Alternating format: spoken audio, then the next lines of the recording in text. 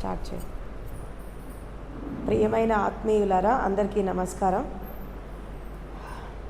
ముందుగా మీ అందరికీ బుద్ధ పూర్ణిమ మహోత్సవ శుభాకాంక్షలు.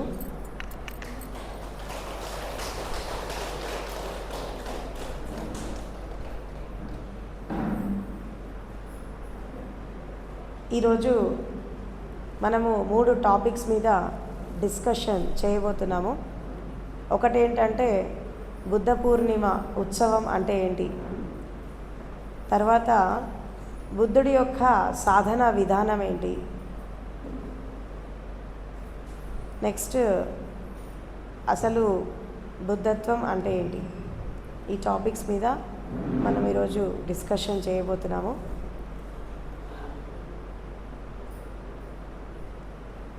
గౌతమ బుద్ధుడి జీవితంలో ఆయన పుట్టినప్పటి నుంచి చనిపోయేదాకా ఆయన యొక్క జీవిత విధానాన్ని మనం చూస్తూ ఉంటే ఒక 5 విషయాలు చాలా స్పష్టంగా మనకు కనబడతాయి. ఒకటేంటంటే సత్యము. ఫస్ట్ది సత్యం, తర్వాత రెండవది ధర్మం, మూడవది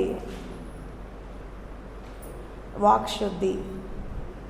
వాక్శుద్ధి అంటే ఏంటంటే తను సిద్ధార్థుడిగా ఉండి బుద్ధుడు కాకముందే తనకి వాక్శుద్ధి ఉంది. వాక్శుద్ధి అంటే ఏంటంటే ఈ రకరకాల అంటే మనసులో రకరకాల నెగిటివిటీస్ దాటి, అంటే కామ క్రోధ లోభ మోహ ఈర్ష ద్వేషాలు మదమచ్చర్యాలు అహంకారం ఇవన్నీ దాటి ఎవరి యొక్క స్థితి అంటే ఎవరి యొక్క ఆ యొక్క చేతన అనేది ఈ యొక్క విశుద్ధ దగ్గర ఉంటుందో వాళ్ళకి వాక్శుద్ధి వస్తుంది. వాక్శుద్ధి అంటే ఏంటంటే వాళ్ళు ఏది మాట్లాడినా సత్యమే మాట్లాడతారు. తర్వాత వాళ్ళు మాట్లాడింది ఒక వేదం అయిపోతుంది. ఇంకా ఎవరు కూడా ఇది కాదు ఇది లేదు అని అనలేరు. ఎందుకంటే ఆ వాక్కులో అంత శక్తి ఉంటుంది. ఎందుకంటే సత్యానికి ఆ శక్తి ఉంది, వాక్కుకి ఆ శక్తి ఉంది. సో ఈ వాక్శక్తి అనేది తనకి ఎక్కడి నుంచి వచ్చింది అంటే, ఒకసారి బుద్ధుడి గత జన్మలోకి మనం వెళ్దాం. సిద్ధార్థుడు సమ్యక్ రూపంలో సంబుద్ధుడు అవ్వడానికి తన యొక్క జీవిత విధానం ఒకటి కారణమైతే, ఓవర్ నైట్లో బుద్ధత్వాన్ని అందుకోలేదు. ఆయన చాలా కష్టపడ్డాడు, అన్నింటినీ త్యాగం చేశాడు, అన్నింటినీ వదిలేశాడు. ఆఖరికి అడవులకు వెళ్ళాడు, రకరకాల తపస్సులు చేశాడు, తర్వాత సత్యంతో అనుసంధానమైనాడు. అదేవిధంగా తన పాస్ట్ లైఫ్ కూడా మనం ఒకసారి తీసుకుంటే ఒక్కొక్క జీవితంలో అంటే బుద్ధుడి యొక్క జాతక కథల ప్రకారం బుద్ధుడి యొక్క పాస్ట్ లైఫ్ రెగ్రెషన్ మనం తీసుకుంటే ఈ బౌద్ధ ధర్మ గ్రంథాల ప్రకారం ఏంటి అంటే ఆయన ఒక్కొక్క లైఫ్లో ఒక్కొక్క దాన్ని పెంచుకుంటా వచ్చాడు. ఇప్పుడు నేను మీకు నిన్న 10 పారమితల గురించి చెప్పాను నేను మీకు, అవునా? 10 పారమీస్ అంటే ఈ సత్యము, శీలము, ధర్మము, అధిష్టానము, నిష్క్రమణ, మైత్రి, కరుణ, ముదిత, ఉపేక్ష, సమత, అండ్ తర్వాత శీలం, తర్వాత వీర్యం, పరాక్రమం. ఈ 10 రకాల పారమితలు ఆయనకి ఒకే లైఫ్లో రాలేదు. అయితే బుద్ధుడి యొక్క సాధన విధానం ప్రకారము ఏం చెప్తారు అంటే, ఒక్కొక్క లైఫ్లో ఒక్కొక్క క్యారెక్టర్ని ఆయన ఫుల్ఫిల్ చేసుకుంటూ వచ్చాడు. అంటే ఒక లైఫ్లో కంప్లీట్గా శీలం, ఒక లైఫ్లో కంప్లీట్గా నిష్క్రమణ, ఒక లైఫ్లో కంప్లీట్గా త్యాగము, ఒక లైఫ్లో కంప్లీట్గా వీర్యం, పరాక్రమం. ఇట్లా ఒక్కొక్క లైఫ్లో ఒక్కొక్క స్థితిని అందుకుంటా తను వచ్చాడు. అందుకే ఇప్పుడు బుద్ధత్వాన్ని అందుకోవడం అనేది ఒక కంప్లీట్ స్థితికి, ఒక సంపూర్ణమైనటువంటి స్థితికి కారణమైతే, చాలామంది ఎన్లైటన్మెంట్ అనేది ఎలా అందుకుంటారు అంటే ఒక్కొక్కళ్ళకు ఒక డోర్ ఓపెన్ అవుతూ ఉంటుంది. అంటే జ్ఞానోదయం పొందడానికి కొన్ని వేల డైమెన్షన్స్ ఉంటాయి. అయితే కొంతమందికి ఆల్ డైమెన్షన్స్ ఒకేసారి అన్ని డోర్స్ ఓపెన్ అవుతాయి. ఇంకొంతమందికి ఎలా ఉంటుంది అంటే ఒక్కొక్క డోర్ ఓపెన్ అవుతూ ఉంటుంది. స్టెప్ బై స్టెప్ వెళ్తూ ఉంటారు. కొంతమంది కంప్లీట్గా ఎట్ ఏ టైం, అంటే ఇప్పుడు ఒక బాంబు బ్లాస్ట్ అయిపోతే ఎంత విస్ఫోటనం జరుగుతుందో, ఆటమ్ బాంబు మిజైల్స్ ఒక ఎక్స్ప్లోజన్ జరిగితే ఎంత పవర్ ఉంటుందో, ఒక వ్యక్తికి సంపూర్ణమైనటువంటి జ్ఞానోదయం వచ్చినప్పుడు కూడా అంతర్విస్ఫోటనం జరుగుతుంది. ఇన్నర్ ఎక్స్ప్లోజన్ అది ఎలా ఉంటుంది అంటే మన శరీరం కాలిపోతుందేమో, దయచేసి ఫోన్స్ సైలెంట్లో పెట్టండి లేదా స్విచ్ ఆఫ్ చేయండి. ఇన్నర్ ఎక్స్ప్లోజన్ అంటే మన శరీరం కాలిపోతుందేమో, మన ఇంద్రియాలన్నీ కాలిపోతాయేమో, ఆ కాలిపోతున్నాము అనేటటువంటి ఆ అనుభవం అనేది అక్కడ ఒక సాధకుడికి జరుగుతుంది. ఏది జ్ఞానోదయం వచ్చేదానికంటే ముందు. అంటే వాస్తవానికి విశ్వశక్తి అనుకోండి, దాని దైవం అనుకోండి, ఆ శక్తి మన రూపంలో మన శరీరంలో పరిపూర్ణంగా వచ్చేదానికంటే ముందు మన శరీరాన్ని అగ్నితో కడుగుతుంది. అర్థమవుతుంది మీకు? ఫైర్తో కడుగుతుంది. అలాంటి అనుభవం ప్రతి వ్యక్తికి వస్తుంది ఆ స్థితిలో ఉన్నప్పుడు. అంటే సాధన ద్వారా ఎంత ప్యూరిఫికేషన్ జరిగినా మళ్ళీ అది వచ్చేది ముందు, అంటే పరిపూర్ణమైనటువంటి అనుభవం వచ్చే ముందు, పరిపూర్ణమైనటువంటి జ్ఞానం వచ్చే ముందు తప్పకుండా అగ్నితో కడుగుతుంది. ఆ అగ్నితో ఎప్పుడైతే కడుగుతుందో అహంకారం అక్కడ నశించిపోతుంది. ఇప్పుడు ఇందాకన కళాధర్ రెడ్డి గారు చెప్పారు ఏంటి అంటే, మనుషులు ఎన్ని వదిలేసినా లాస్ట్కి అహంకారం వదిలేకపోతే ఆ బుద్ధత్వాన్ని అందుకోరు అని చెప్పారు. అయితే ఈ అహంకారం అంటే పరిపూర్ణంగా జ్ఞానాన్ని అందుకునే వాళ్ళకి, అంటే ఒక బుద్ధ పురుషులకి ఏంటి అంటే అహంకారం అనేది, అహంకారం ఉండగా కూడా మీకు కొన్ని అనుభవాలు వస్తాయి. ఇది బాగా గుర్తుపెట్టుకోండి. ఈగో నశించకపోయినా శరీర శుద్ధి, మనశుద్ధి, భావశుద్ధి, ఇంద్రియ శుద్ధి ఇది జరిగి నీకు అహంకారం పోకపోయినా కొన్ని అనుభవాలు వస్తాయి. కానీ అది సంపూర్ణం కాదు. ఎందుకు అంటే ఎప్పుడైతే ఈ అహంకారం కంప్లీట్గా నశించిపోకుండా మీకు అనుభవం వచ్చిందనుకోండి, ఈ భౌతికమైన అహంకారమే అది జ్ఞానాహంకారం అవుతుంది. జ్ఞానంతో కూడిన అహంకారాన్ని తీసుకొని వస్తుంది.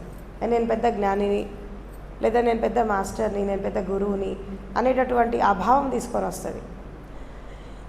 ఎవరికైతే ఈ స్టెప్ బై స్టెప్ ఎవరికైతే ఎన్లైటన్మెంట్ అవుతుందో వాళ్ళ లోపల ఈ అహంకారం వచ్చే అవకాశం ఉంటుంది. ఇది పోదు. ఎవరికైతే సంపూర్ణంగా విస్ఫోటనం జరుగుతుంది, ఒక ఎక్స్ప్లోషన్ జరుగుతుంది, అన్ని డోర్స్ ఒకేసారి ఓపెన్ అవుతాయి, 21 ద్వారాలు ఒకేసారి ఓపెన్ అయిపోతాయి. ఓపెన్ అయినప్పుడు అక్కడ ఒక ఫైర్ వచ్చేస్తుంది. ఇప్పుడు మనకి పిడుగు పడ్డప్పుడు ఆకాశం నుంచి పిడుగు వచ్చేసి ఒక చెట్టు మీద పడితే చెట్టు ఎలా కాలిపోతుంది, ఓకే, అదేవిధంగా ఒక ఫైర్ వచ్చి ఆ శరీరాన్ని ఎంతో కొంత మనసు, ఒకవేళ ఆ టైంలో ఎంతో కొంత సూక్ష్మంగా మిగిలి ఉంటే ఆ మిగిలిపోయినటువంటి మనస్సుని అగ్నితో కడిగేస్తుంది. కడిగేశాక అక్కడ మనకి ఎలాంటి అనుభవం వస్తుంది అంటే మనం కాలిపోతున్నాం, అగ్నిలో కాలిపోతున్నాము అనేటటువంటి అనుభవం వస్తుంది. మనం చచ్చిపోయాక మన శరీరాన్ని చిత్తులో వేసి కాలుస్తారు. కానీ జ్ఞానోదయం వచ్చేదానికంటే ముందు, అంటే సంపూర్ణంగా జ్ఞానోదయం వచ్చేదానికంటే ముందు శరీరాన్ని అగ్నితో కడిగేస్తుంది ప్రకృతి. ఇది కడిగి, అంటే కాలిపోదు శరీరం, ఏమి మరకలు రావు, బొబ్బలు రావు, ఏమి రావు, కానీ కాలిపోయిన అనుభవం వస్తుంది నీకు. అంటే అంత వేడి వచ్చేసి శరీరంలో ఇంకేదన్నా ఆ మూల ఈ మూల ఇంకేమన్నా ఉన్నా, మనసులో ఇంకేమైనా క్లేశాలు ఉన్నా ఇదంతా కూడా కడిగేయబడుతుంది. ఇదంతా కడిగేశాక అప్పుడు అసలైనటువంటి జ్ఞానం అనేది సిద్ధిస్తుంది. కాబట్టి అహంకారం అనేది మనం తెచ్చుకుంటే వచ్చింది కాదు. నేను అంటే మనం తెచ్చుకుంటే వచ్చింది కాదు. ఇది మానవ జన్మ వచ్చింది అంటేనే, ఇది కూడా చెప్తున్నా మీకు, మానవ జన్మ వచ్చింది అంటేనే ఈ నేను ఉంది కాబట్టి వచ్చింది. అవునా? అంతే కదా, నేను ఉంది కాబట్టి వచ్చింది. ఇది లేకపోతే వచ్చేది కాదుగా.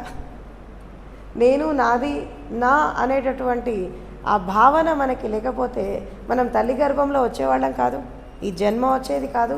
అంటే మనిషి జన్మకి కారణమే నేను, నా, నేను. అక్కడి నుంచే మొదలైంది బర్త్ అనేది. చివరికి జ్ఞానం లేకపోతే అక్కడే ఎండ్ అయిపోతుంది, అదే అహంకారంతో ఎండ్ అయిపోతుంది. అయితే ఇట్లా ఒక్కొక్క వ్యక్తికి, ఒక్కొక్క సాధకుడికి ఒక్కొక్కలాగా అనుభవం జరుగుతూ ఉంటుంది. జ్ఞానోదయం అని అందరికీ ఒకలాగా జరగదు, డిఫరెంట్గా జరుగుతుంది. అదేవిధంగా ఈ సిద్ధార్థ గౌతముడికి గత లైఫ్లో ఒక 10 లైఫ్స్ తీసుకుంటే, అంటే 10 జన్మలు తీసుకుంటే, ఆయన ఒక్కొక్క లైఫ్లో ఒక్కొక్క క్యారెక్టర్ని ఫుల్ఫిల్ చేసుకుంటూ వచ్చాడు.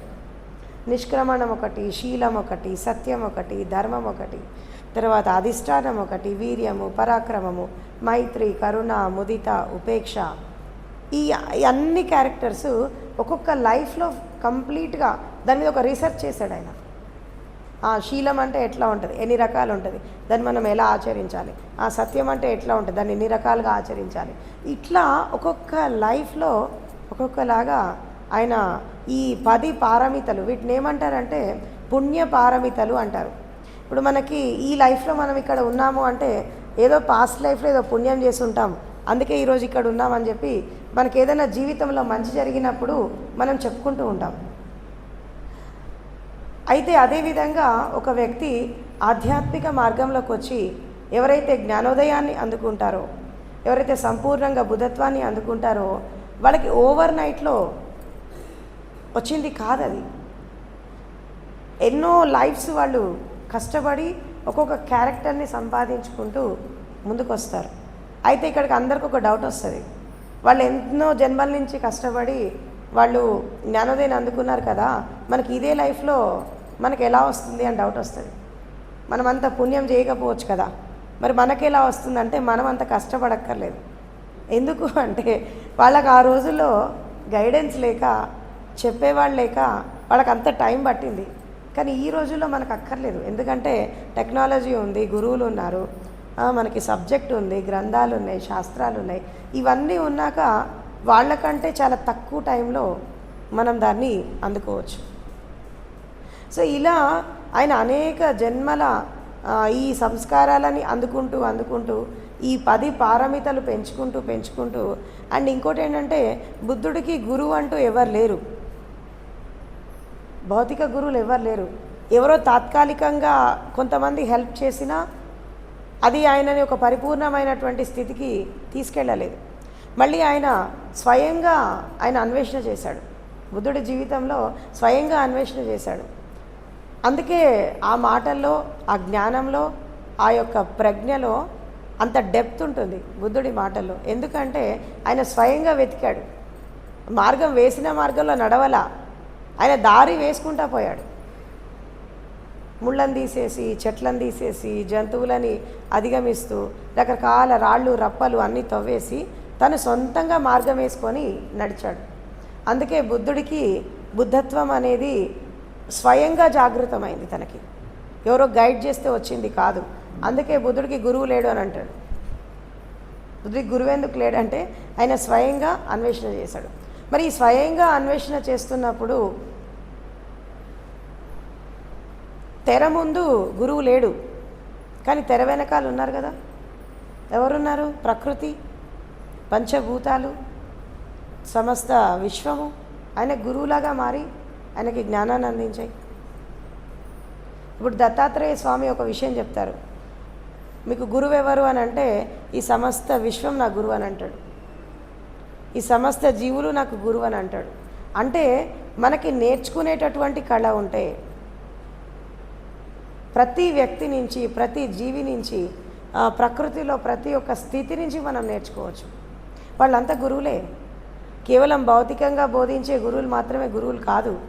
వీళ్ళంతా గురువే, సమస్త ప్రకృతి గురువే, సమస్త విశ్వం గురువే. అండ్ ఇంకోటి ఏంటంటే భౌతిక గురువు ఒకవేళ ఉన్నా వాళ్ళు ఏం చేస్తారు అంటే భౌతిక గురువు నిన్ను లోపలికి పొమ్మని చెప్తాడు, లోపలికి పంపిస్తాడు. నీ ఆంతరంగిక గురువు నిన్ను పైకి వెళ్ళమని చెప్తాడు. భౌతిక గురువు లోపలికి వెళ్ళమని చెప్తాడు, నీ లోపలున్న గురువు నిన్ను పైకి వెళ్ళమని చెప్తాడు. నువ్వు పైకి వెళ్ళాక ఈ విశ్వమే గురువై నీకు జ్ఞానోదయాన్ని అందిస్తుంది. అక్కడ మళ్ళీ ఈ భౌతిక గురువులతో సంబంధం లేదు, నీ అంతర్గురువుతో కూడా సంబంధం లేదు. అప్పుడు విశ్వమే గురువు అయిపోతుంది. సో అట్లా ఆయన అనేక జీవితాల నుంచి ఆయన సాధన చేసుకుంటూ వచ్చి ఈ సిద్ధార్థ గౌతముడిగా పుట్టినప్పుడు పరిపూర్ణంగా సమ్యక్ రూపంలో సంబుద్ధుడైనాడు. సంబుద్ధుడు అంటే బుద్ధుడికి సంబుద్ధుడికి తేడా ఏంటంటే పరిపూర్ణమైనటువంటి బుద్ధ పురుషుడు అన్నట్టు. సమ్ అంటే సంపూర్ణం, కంప్లీట్ బుద్ధాహుడ్ ఆయన అందుకోవడం జరిగింది. తర్వాత ఈ గౌతమ సిద్ధార్థుడి జీవితం కంటే ముందు లైఫ్లో దీపాంకర బుద్ధుడని ఉండేవాడు. అంటే బుద్ధ ధర్మంలో బుద్ధుడు అనేటటువంటి వర్డ్ ప్రతి ఎన్లైటెడ్ మాస్టర్కి వాడతారు, అవునా? ఇది కేవలము గౌతమ బుద్ధుడి యొక్క ఆయన నుంచే వచ్చింది కాదు ఇది పదం. అంతకుముందు ఎంతోమంది బుద్ధ పురుషులు ఉన్నారు, ఎంతోమంది జ్ఞానులు ఉన్నారు. అంటే ఈ దీపాంకర బుద్ధ అనేటటువంటి ఆయన బుద్ధుడిగా ఉన్నటువంటి కాలంలో ఈయన సిద్ధార్థ గౌతముడు ఒక సాధకుడు అన్నట్టు. ఈ స్టోరీ ఉంది జాతక కథలో, ఆయన సాధకుడు. అయితే ఒకసారి దీపాంకర బుద్ధుడు ఒక ఊర్లో ధర్మ ప్రవచనం ఇవ్వడానికి అని చెప్పి ఆ ఊర్లో వస్తూ ఉంటాడు. అది వర్షాకాలం అన్నట్టు, వర్షావాస్ కార్యక్రమానికి వస్తూ ఉంటాడు. వస్తున్నటువంటి క్రమంలో ఆ వాడంతా బురద అయిపోయింది, అంత వర్షాలు పడ్డాయి, నడవడానికి యోగ్యంగా ఉంది ఆ దారి అనేది. ఇంకా ఆయన బుద్ధ పురుషుడు వస్తున్నాడు కదా అని చెప్పి అందరు ఏం చేస్తారంటే ఆ మట్టి పోసి రాళ్ళు పోసి దారిని అంతా కప్పుతూ ఉంటారు. ఈ వర్క్ మొత్తం కంప్లీట్ కాకముందే ఆయన వచ్చేస్తాడు దీపాంకర బుద్ధ. ఇక సగం రోడ్డు అంతా బురద ఉంటుంది, కొంతవరకు మాత్రమే వాళ్ళు రిపేర్ చేసి ఇచ్చేశారు. ఎప్పుడైతే ఈయన ఆ రాళ్ల మించి ఈ బుద్ధ పురుషుడు రాళ్ల మించి నడుచుకుంటూ వస్తున్నాడో ఒక చోట బురద ఉంటుంది. ఆ బురద ఉన్నప్పుడు ఈ సిద్ధార్థ గౌతముడు ఏం చేస్తాడు అంటే ఆ లైఫ్లో ఏం చేస్తాడంటే ఆయన సాష్టాంగపడతాడు. ఆయనకి సాష్టాంగపడి మీరు ఈ బురదలో కాలు వేయద్దు, నా మీద కాలు వేసి మీరు దాటండి దీనని అంటాడు. బోర్ల పడతాడు. ఇట్లా బోర్ల పడితే అందరు నమస్కారం చేస్తున్నాడేమో అనుకుంటారు, కానీ కాదు. మీరు నా మీద మీరు కాళ్ళకి బురద అంటుతుంది, అక్కడ మొత్తం సరిగా లేదు, మీరు నా మీద అడుగేసి మీరు అటు వెళ్ళండి అని చెప్పి సాష్టాంగపడతాడు. అంత సమర్పణ భావం గురువు అంటే, అంత శ్రద్ధ, తర్వాత అంత అంకిత భావం, ఆ రెస్పెక్ట్. ఈ క్వాలిటీస్ బుద్ధుడి లోపల క్వాలిటీస్ ఒకే లైఫ్లో వచ్చినాయి కాదు, ఒక్కొక్క లైఫ్లో ఒక్కొక్కటి డెవలప్ చేసుకుంటూ వచ్చాడు. అంటే ఇంకొకటి ఏంటంటే ఈ అహింస అనేది బుద్ధుడి జీవితంలో ఎప్పుడు స్టార్ట్ అయింది? ఈ పంచశీలాల్లో మొదటిది ఏంటి? అహింస. ఈ అహింస ఎప్పుడు స్టార్ట్ అయింది అంటే ఆయన ఈ మాయాదేవి, బుద్ధుడి తల్లి పేరు మాయాదేవి, ఆయనను పెంచిన తల్లి గౌతమి, ప్రజాపతి గౌతమి. అయితే వీళ్ళకి చాలా కాలం పిల్లలు లేకపోతే అనేక రకాల తపస్సులు చేసుకుంటా, యోగం చేసుకుంటా, పూజలు చేసుకుంటా ఉంటే వాళ్ళకి పెళ్ళైన 10 ఏళ్ళకి ఈయన జన్మిస్తాడు.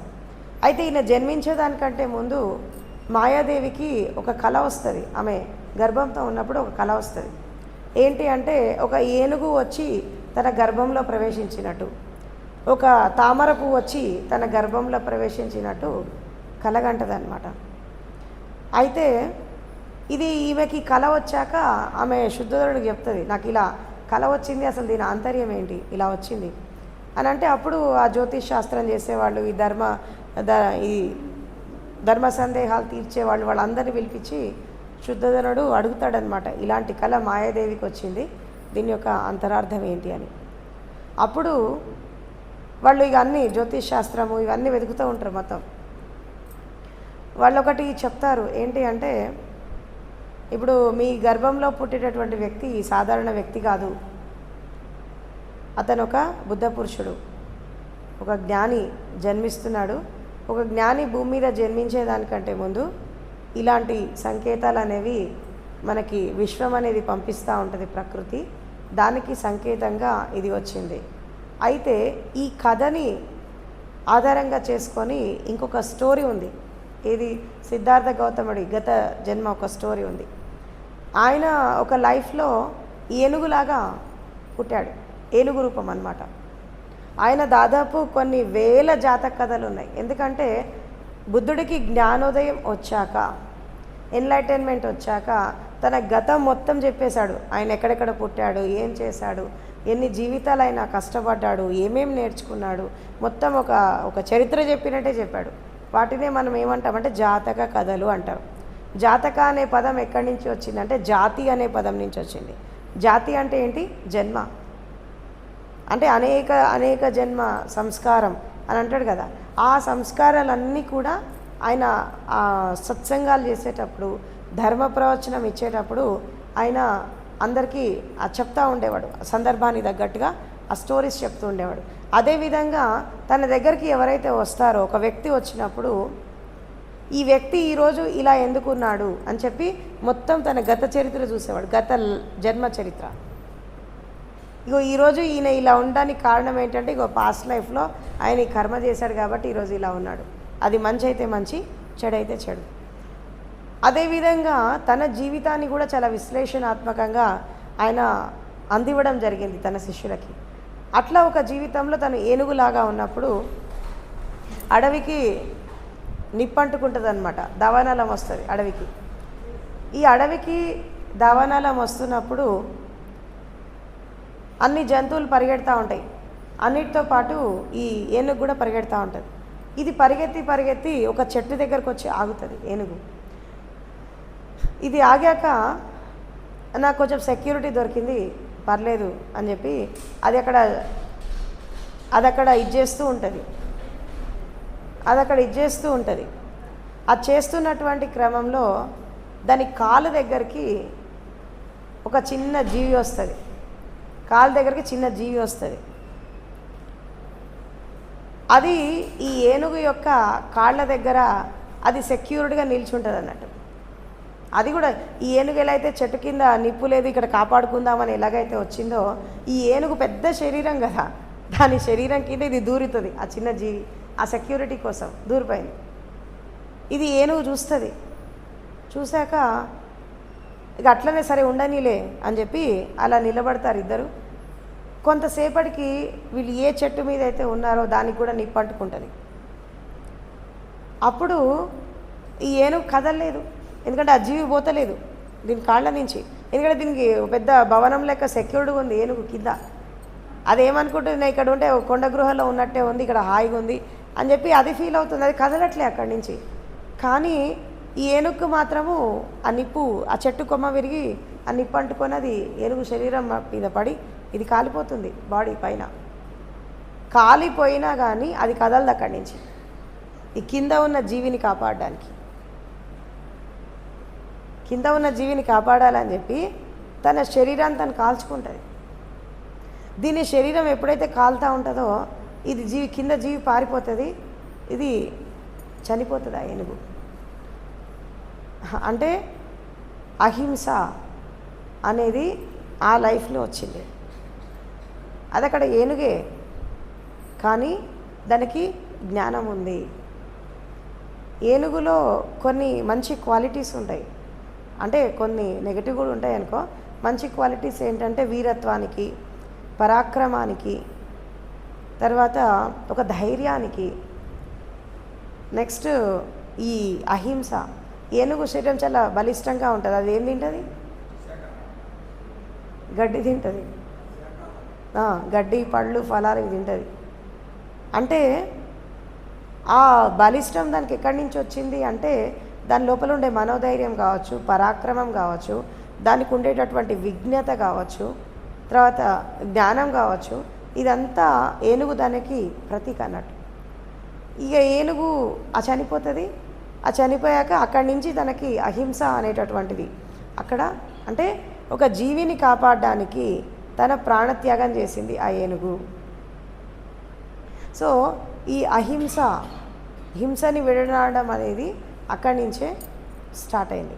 అందుకే ఈమె మాయాదేవి ఈమె గర్భంతో ఉన్నప్పుడు ఒక ఏనుగు ప్రవేశించినట్టు, ఒక కమలం పువ్వు ఆమె గర్భంలోకి వచ్చినట్టు ఆమె కలగంటది. అంటే ఈ కళ అక్కడి వాస్తవం అన్నట్టు. ఓకే, అంటే ఇట్లా అనేక జీవితాల నుంచి ఆ వ్యక్తి ఒక జ్ఞానాన్ని అందుకుంటూ 10 పారమితలు ఆచరిస్తూ ప్రతి స్థితిలో తను ఒక తను తాను మార్చుకుంటూ పరివర్తన దిశగా పోతూ సిద్ధార్థ గౌతముడిగా పుట్టినప్పుడు సమ్యక్ రూపంలో సంబుద్ధుడైనాడు. ఇట్లా గౌతమ బుద్ధుడి జీవితంలో సత్యానికి, ధర్మానికి, శీలానికి, సత్ప్రవర్తనకి, ఈ అహింసకి, వీటి అన్నిటికీ ఎందుకు అంత ప్రయారిటీ అంటే ఆల్రెడీ తను అక్కడ వాటిని ఫుల్ఫిల్ చేసుకొని వచ్చాడు. బ్రహ్మచర్యము వీటన్నిటికీ ఎందుకు ఇంపార్టెన్స్ అంటే ఒక లైఫ్లో తను ఫుల్ఫిల్ చేసుకుంటూ వచ్చాడు. ఈ క్యారెక్టర్స్ అనేవి అంటే మనకి బుద్ధుడు ఏం చెప్తాడంటే ఈ 10 పారమితలు. ఇప్పుడు ఒక కలశం ఉంది, ఒక కలశంలో ఈ 10 పారమితలు ఒక్కొక్క డ్రాప్, ఒక్కొక్క చుక్క పడుతున్నప్పుడు ఎప్పుడైతే ఆ కలశం నిండిపోతుందో అప్పుడు ఒక వ్యక్తి సంపూర్ణంగా బుద్ధత్వాన్ని అందుకుంటాడు అని చెప్పి ఆయన చెప్పడం జరిగింది. చెప్పాను కదా మీకు ఇందాకనే, ఎన్లైటన్మెంట్ అనేది చాలామందికి స్టెప్ బై స్టెప్ వస్తుంది. ఇక్కడ అన్ని స్టెప్స్ దాటకపోతే మళ్ళీ పరిపూర్ణంగా అందుకోవడానికి మళ్ళీ పుట్టాల్సిందే. జ్ఞానోదయం పొందాలంటే మళ్ళీ సాధన చేయవలసిందే ఎవరైనా కానీ. ఇక్కడే కంప్లీట్గా పొంది వెళ్ళిపోయారనుకోండి, వాళ్ళు అర్హంత స్టేట్కి వెళ్తారు. అంటే మళ్ళీ ఇంకా వాళ్ళకి భూమి మీదకి వచ్చేటటువంటి అవసరం అనేది ఉండదు. సో ఇది మనకి బుద్ధుడి జీవితంలో ఆయన అందుకున్నటువంటి బుద్ధత్వం. తర్వాత గౌతమ బుద్ధుడి జీవితంలో అనేక రకాల కథలు ఉన్నాయి, సంఘటనలు ఉన్నాయి. అంటే ఒక్కొక్క సంఘటనని అసలు అది ఎందుకు జరిగింది, దాని వెనకాల ఉండే ఆ కారణం ఏంటి, ఇదంతా మనం చూస్తుంటే ఒక సంఘటన జరుగుతుంది. ఇప్పుడు ఆయన ఎంత సత్యాన్ని ఎంత బాగా జీవితంలో ఆచరిస్తాడు, సత్యాన్ని ఎంత బాగా నమ్ముతాడు, తర్వాత శీలము, సదాచారము, సత్ప్రవర్తన ఆయన జీవితంలో ఎంత ఇంపార్టెంట్ అనేది ఒక సంఘటన ద్వారా మనం తెలుసుకోవచ్చు. ఏంటి అంటే ఒకసారి జేత్వన విహార్లో బుద్ధుడు తను నివసిస్తున్నటువంటి రోజు, జేత్వన్ విహార్ అంటే బీహార్ అన్నట్టు ఆ కాలంలో. ఇప్పుడు ప్రజెంట్ బీహార్, అది బుద్ధగయ దగ్గర ఉంటుంది జేత్వన్ విహార్, ఇప్పటికీ ఉంది అది. సో అక్కడ ఆయన నివసిస్తున్నటువంటి రోజుల్లో ఆయనకు అనేక మంది శత్రువులు అవుతారు, ఆయన వ్యతిరేకించేవాళ్ళు. బుద్ధుడి మీద శత్రుత్వం ఎందుకు వచ్చింది చాలామందికి అని అంటే, బుద్ధుడు కులాన్ని, మతాన్ని, జాతిని, తర్వాత ఈ అంధవిశ్వాసాలు, అంధశ్రద్ధ, తర్వాత ఈ రకరకాల సాంప్రదాయాలు, ఆచార వ్యవహారాలు, కొన్ని రకాల కర్మకాండలు, వీటన్నిటినీ వ్యతిరేకించాడు బుద్ధుడు. ఒక విధమైన రెబెల్ అన్నట్టు ఆ రోజుల్లో రెబెల్. ఎందుకు అంటే వీటన్నిటిని వ్యతిరేకించాడు, ఇదంతా వేస్ట్ అని చెప్పేశాడు ఆయన. ఈ అంధవిశ్వాసాలు, అంధశ్రద్ధ, ఈ సాంప్రదాయాలు ఇవన్నీ మనిషి యొక్క జీవిత వికాసానికి ఆటంకాల్లాగా ఉంటాయి, ఇది కరెక్ట్ కాదు, వీటన్నిటినీ మనం దాటాలి, ఇవన్నీ కూడా వదిలేసి ముందుకెళ్ళాలా, మనం సత్యంతో ఉండాలి, ధర్మంతో ఉండాలి, తర్వాత ఈ సత్ప్రవర్తనతో ఉండాలి. ఇదంతా లేకుండా మనం ఎన్ని ఆచారాలు పాటించినా, ఎన్ని కర్మకాండాలు చేసినా ఇదంతా వేస్ట్ అని చెప్తాడు. నీకు శీలం లేకుండా, సత్ప్రవర్తన లేకుండా, నువ్వు సత్య మార్గంలో లేకుండా, నువ్వు ధర్మ మార్గంలో లేకుండా, నువ్వు బయట ఎన్ని కర్మకాండాలు చేసినా ఎన్ని దానాలు చేసినా ఎన్ని పుణ్యాలు చేసినా అది బుడిదలో పోసిన పన్నీరే అని అంటాడు ఆయన. ఇదంతా వేస్ట్, పనికిరాదు అంటాడు. అట్లా వీటన్నిటినీ వ్యతిరేకించాడు. ఆ వ్యతిరేకించడంలో ఏం జరిగిందంటే ఆయన కొంతమంది శత్రువులు అయ్యారు, విరోధులు అయ్యారు. ఆ విరోధులు అయ్యాక ఈయనని ఎలాగైనా ఈయనని ఈ ఆశ్రమం మూపించాలా, ఈయనని ఇక్కడి నుంచి వెళ్ళగొట్టాలి అని ఒక ప్లాన్ చేశారు. మరి ఆయన్ని పడగొట్టాలంటే ఎట్లా అని చెప్పి వాళ్ళందరూ ఎవరైతే ఆయన విరోధిస్తున్నారో ఒక గ్రూప్గా కూర్చొని డిస్కషన్ చేస్తూ ఉంటారు. ఏం డిస్కషన్ చేస్తారంటే ఈయనని ఎలా మనము ప్రలోభ పెట్టి ఈయన ఇక్కడి నుంచి వెళ్ళగొట్టాలి అంటే డబ్బు ప్రలోభంలాగా చూపిద్దాం అని అనుకుంటారు. కానీ డబ్బుకి లొంగడు, ఎందుకంటే పెద్ద రాజ్యాన్ని, రాజరికాన్ని, సంపదని అన్నీ వదిలేసి వచ్చాడు కాబట్టి ఈయన డబ్బుకు పడిపోడు. తర్వాత పోనీ ఈ రాజ్యాధికారం అది ఇది చూపించి ఏమన్నా ఆయన ఇచ్చేద్దామంటే అట్లా కూడా లొంగడు, ఎందుకంటే అవన్నీ దాటుకొనే వచ్చేసాడు, సన్యాసి అయిపోయాడు. ఇట్లా ఒక్కొక్కటి వెతుకుతూ ఉంటారు. ఈయన ఎట్లా మనము బైఫర్కేట్ చేయాలా అని వెతుకుతూ ఉంటారు. ఆఖరికి ఎక్కడ చూసినా వీళ్ళ ఆలోచన తట్టట్లేదు, ఏం చేయాలి, ఎలా చేయాలని. ఆఖరికి ఒకటి కుదిరింది. ఏంటి అంటే ఈయన సన్యాసి కదా, మగవాళ్ళకే కాదు ఆడవాళ్ళకు కూడా సన్యాసం ఇస్తాడు, స్త్రీలకు కూడా ధర్మదీక్ష ఇచ్చి ఆయన సంఘంలోకి తీసుకుంటాడు కదా. ఇక్కడ మనము స్త్రీ వ్యామోహంతో మనం ఈయనని పడేయచ్చు, ఎందుకంటే సన్యాసి కదా అని చెప్పి వాళ్ళొక ప్లాన్ చేస్తారు. ఏంటంటే ఒక 16 ఏళ్ళ అమ్మాయిని, చాలా అందంగా ఉండే అమ్మాయిని ప్రిపేర్ చేస్తారు. ఇంకో నువ్వు ఇట్లా చేయాలి ఇట్లా చేయాలి అని చెప్పి అమ్మాయిని ప్రిపేర్ చేసి రోజు సాయంత్రము ఆమె బుద్ధుడి ఆశ్రమానికి వెళ్ళిపోయి, ఆ విహారానికి వెళ్ళిపోయి ఒక చెట్టు కింద పడుకుంటుంది. చెట్టు కింద పడుకొని తెల్లారు లేచి వచ్చి నేను ఈరోజు బుద్ధుడితో ఈ రాత్రి నేను గడిపి వచ్చానని చెప్పి అందరికీ చెప్తుంది బయటకు వచ్చి. ఇది ప్రతిరోజు జరుగుతూ ఉంది. ఇది ఈమె రోజు వెళ్తుంది, ఓ చెట్టు కింద పడుకుంటుంది, తర్వాత అలా బయటికి వెళ్ళి అలా దుష్ప్రచారం చేస్తూ ఉంటుంది, ఈరోజు నేను బుద్ధుడితో ఉండి వచ్చానని చెప్పి. ఇది ఇలా రోజు రోజు ఇది ఒక దావానలంలాగా ఆ నగరంలో స్ప్రెడ్ అయిపోతుంది. ఈ విషయం రాజుకు కూడా తెలుస్తుంది, ప్రసన్నజిత్ మహారాజు ఆయన తెలుస్తుంది ఇదేం జరుగుతుంది బుద్ధుడి ఆశ్రమంలో అని చెప్తే. ఇదంతా జరుగుతోంది. ఈవెన్ భిక్షువులు బయటికి వెళ్తే వాళ్ళకి ఎవరు భిక్ష వేయట్లేదు, భిక్షాటన వేయట్లే, నీ గురువు వట్టి మోసగాడు లేదా వ్యభిచారి, ఇలా రకరకాల నిందలేస్తున్నారు బుద్ధుడి పైన. వీళ్ళని కూడా ఎవరు పట్టించుకోవట్లేదు, ఎవరు ఫుడ్ పెట్టట్లా. ఇక వీళ్ళకి తిండి లేక నీళ్లు లేక చాలా ఇబ్బంది పడుతూ ఉంటారు బౌద్ధ భిక్షువులు. ఇంత జరుగుతున్నప్పటికీ కూడా బుద్ధుడు ఏం మాట్లాడు. ఆయన ఒకటే చెప్తాడు, మీరు ఓపిక పట్టండి, సహనంతో ఉండండి, ఇదే చెప్తాడు శిష్యులకి. ఆయన కూడా ఏం మాట్లాడు. ఇక ఇది పెరిగి పెరిగి పెరిగి ఇంత జరుగుతున్నా కానీ ఈ బుద్ధుడి దగ్గర నుంచి రియాక్షన్ లేదు. వాళ్ళు ఏం ఆశించారు, బుద్ధుడు డిఫెన్స్ చేసుకుంటాడు, డిఫెన్స్ చేసుకుంటే గొడవ అవుతుంది, గొడవ అయితే ఆయన తప్పులను మేము ఎత్తి చూపుతాము, ఆఖరికైనా దుకాణం బంద్ అవుతుంది అని చెప్పి వాళ్ళ ప్లాన్ వేశారు. కానీ ఇక్కడ బుద్ధుడు రియాక్ట్ కావట్లేదు, మౌనంగా ఉన్నాడు అంతే, సాక్షిలాగా చూస్తున్నాడు ఏం జరుగుతుందా అని చెప్పి.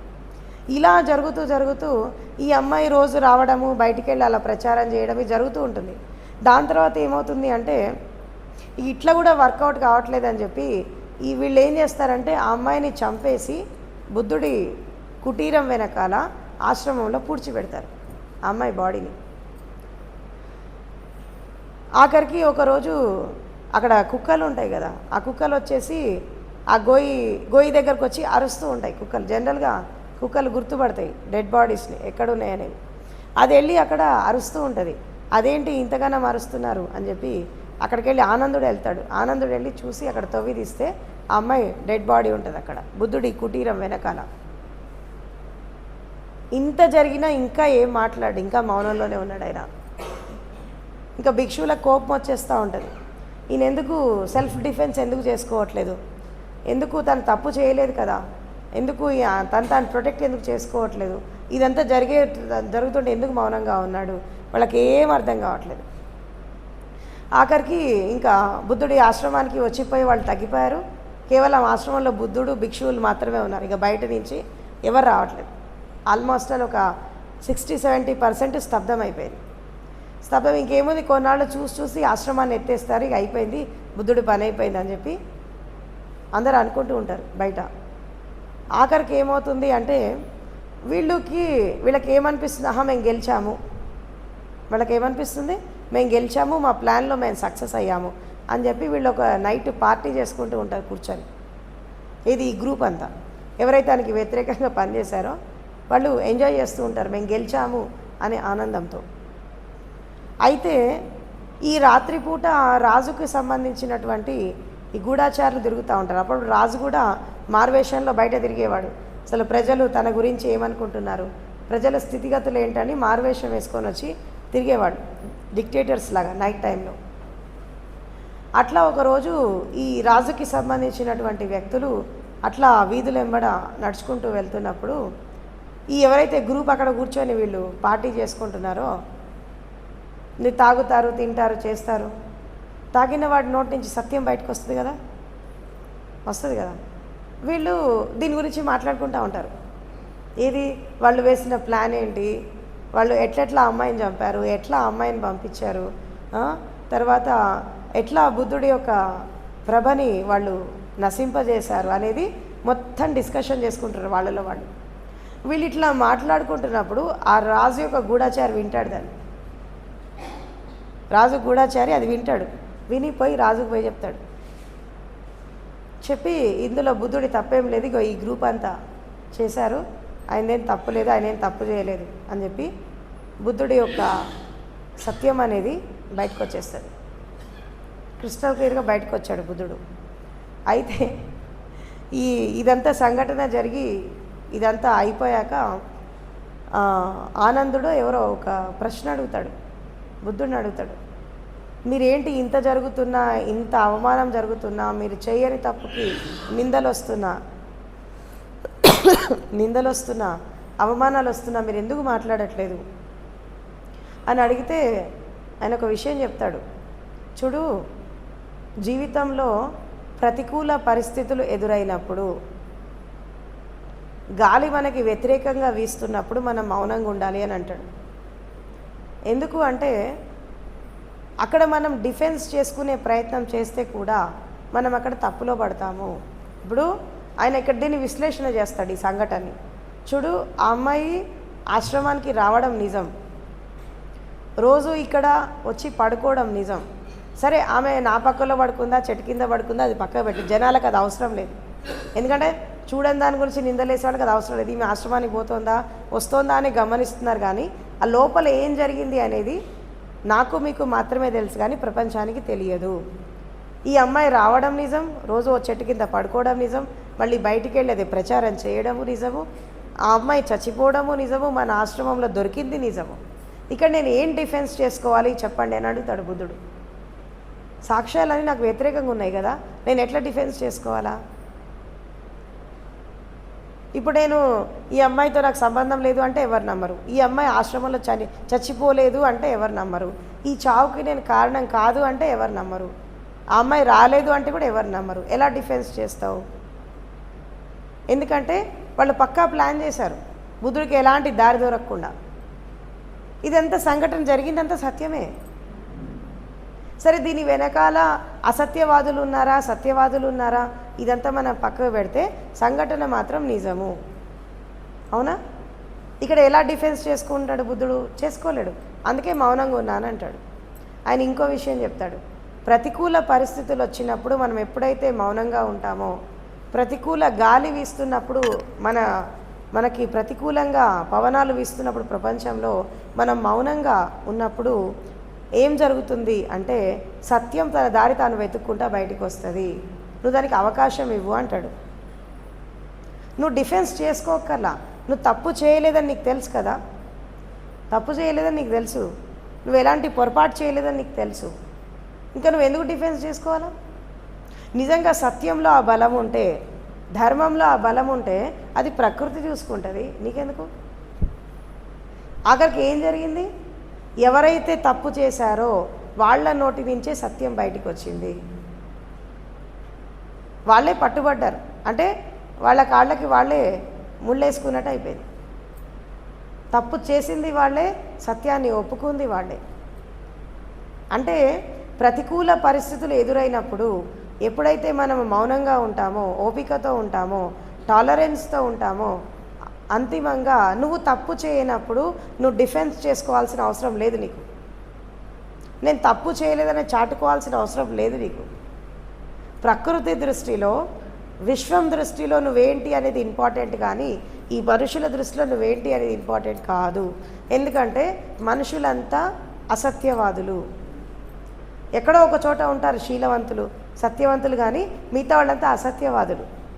ఇలాంటి అసత్యవాదులు అసత్యాన్ని ప్రచారం చేస్తున్నప్పుడు నువ్వు డిఫెన్స్ చేసుకోవాల్సిన అవసరం లేదు. నువ్వు కరెక్ట్గా ఉండు, నువ్వు మౌనంగా ఉండు, నువ్వు శాంతంగా ఉండు, నువ్వు నీ స్థితిలో నువ్వు కరెక్ట్గా ఉండు. సత్యము అది నిరూపించబడుతుంది టైం వచ్చినప్పుడు. వెయిట్ చేయి అంటాడు. సత్యం అనేది ఫైర్ లాంటిది, అగ్ని లాంటిది. దాన్ని ఎక్కువ కాలం దాచిపెట్టలేరు. నివురు కప్పిన నిప్పులాగా ఉంటుంది. పైన బూడిద ఉంటుంది. బూడిద ఉన్నంత మాత్రాన లోపల నిప్పు లేకుండా ఉండదు. అది తన దారి తను వెతుక్కుంటా బయటికి వస్తుంది. మనం దానికి అవకాశం ఇవ్వాలి.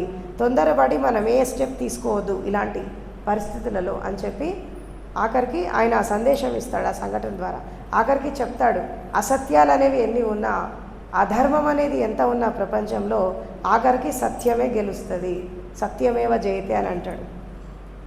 ఈ సంఘటన ద్వారా బుద్ధుడిలో ఉండేటటువంటి సహనము, ధైర్యము, మౌనము, సత్యము, పరాక్రమము, శీలం, సత్ప్రవర్తన, తర్వాత కరుణ.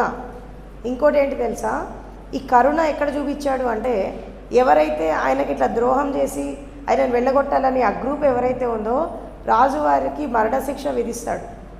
బుద్ధుడు అంటాడు, వద్దు వాళ్ళని వదిలేయండి అని అంటాడు. వాళ్ళేం శిక్షించక్కర్లేదు, వాళ్ళు చేసిన తప్పు వాళ్ళకి ఆల్రెడీ శిక్ష అనుభవిస్తూ ఉన్నారు, మీరు మళ్ళీ ఉరి శిక్ష చేయాల్సిన అవసరం లేదు. తప్పు చేసిన ప్రతి వాళ్ళు కూడా ఎవరో బయట నుంచి శిక్ష చేయాల్సిన అవసరం లేదు. తప్పు చేసినప్పుడు నీ మనసే నిన్ను శిక్షిస్తుంది, నీ అంతరాత్మ నిన్ను శిక్షిస్తుంది. ఎందుకంటే సరిగ్గా నిద్రవు, సరిగ్గా తిండి తినవు, మనసు ఒక జాగాలో ఉండదు, తర్వాత కూర్చో చోట కూర్చోలేవు, నిలబడ్డ చోట నిలబడలేవు, భయంగా ఉంటుంది, ఎవరెట్టి నుంచి వచ్చి ఏం చేసేది అర్థం కాదు. ఈ శిక్ష వాళ్ళకి చాలు, ఇక చంపాల్సిన అవసరం లేదు అని వాళ్ళని వదిలేయమంటాడు. అది కరుణ.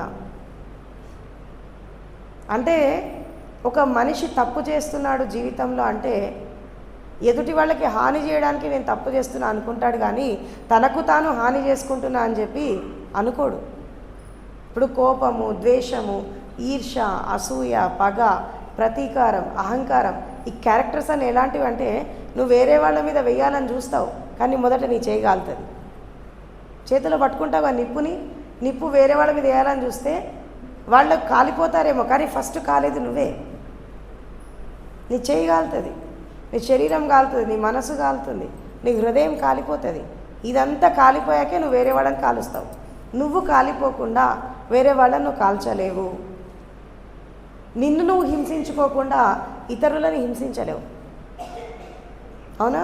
ఇప్పుడు ఎవరైనా చంపేవాళ్ళు, హత్య చేసేవాళ్ళు, హింసించేవాళ్ళు వీళ్ళు ప్రశాంతంగా ఉండి వేరే వాళ్ళని హింసిస్తారా? వేరే వాళ్ళని చంపేస్తారా? అట్లా కాదు కదా. వీళ్ళు ఎదుటి వాళ్ళని చంపాలంటే ఎంత ప్లానింగ్ ఉండాలి. చట్టానికి దొరకకూడదు, కోర్టుకి దొరకకూడదు, పోలీసులకు దొరకకూడదు. ఎంత ప్లానింగ్గా చేయాలి. ఈ చేసే ముందు వాడు ఎన్ని నిద్రలేని రాత్రులు గడుపుతాడు, ఎంత ద్వేషాన్ని పెట్టుకోవాలి, ఎంత పగని పెట్టుకోవాలి, ఎంత హింసని ప్రేరేపించాలి. ఇదంతా జరిగేసరికి ఎదుటి వాడిని చంపడానికంటే ముందు వీడు 80% చచ్చిపోతాడు అక్కడే. గుర్తుపెట్టుకోండి, తిట్లు కానీ, కోపం కానీ, అసూయ కానీ, ద్వేషం కానీ, నిందలు కానీ, అవమానాలు, ఇది ఎవరైతే ఎదుటి వాళ్ళ మీద వేస్తారో వాళ్ళు చచ్చిపోకముందే వీళ్ళు 80% చచ్చిపోతారు. వీళ్ళు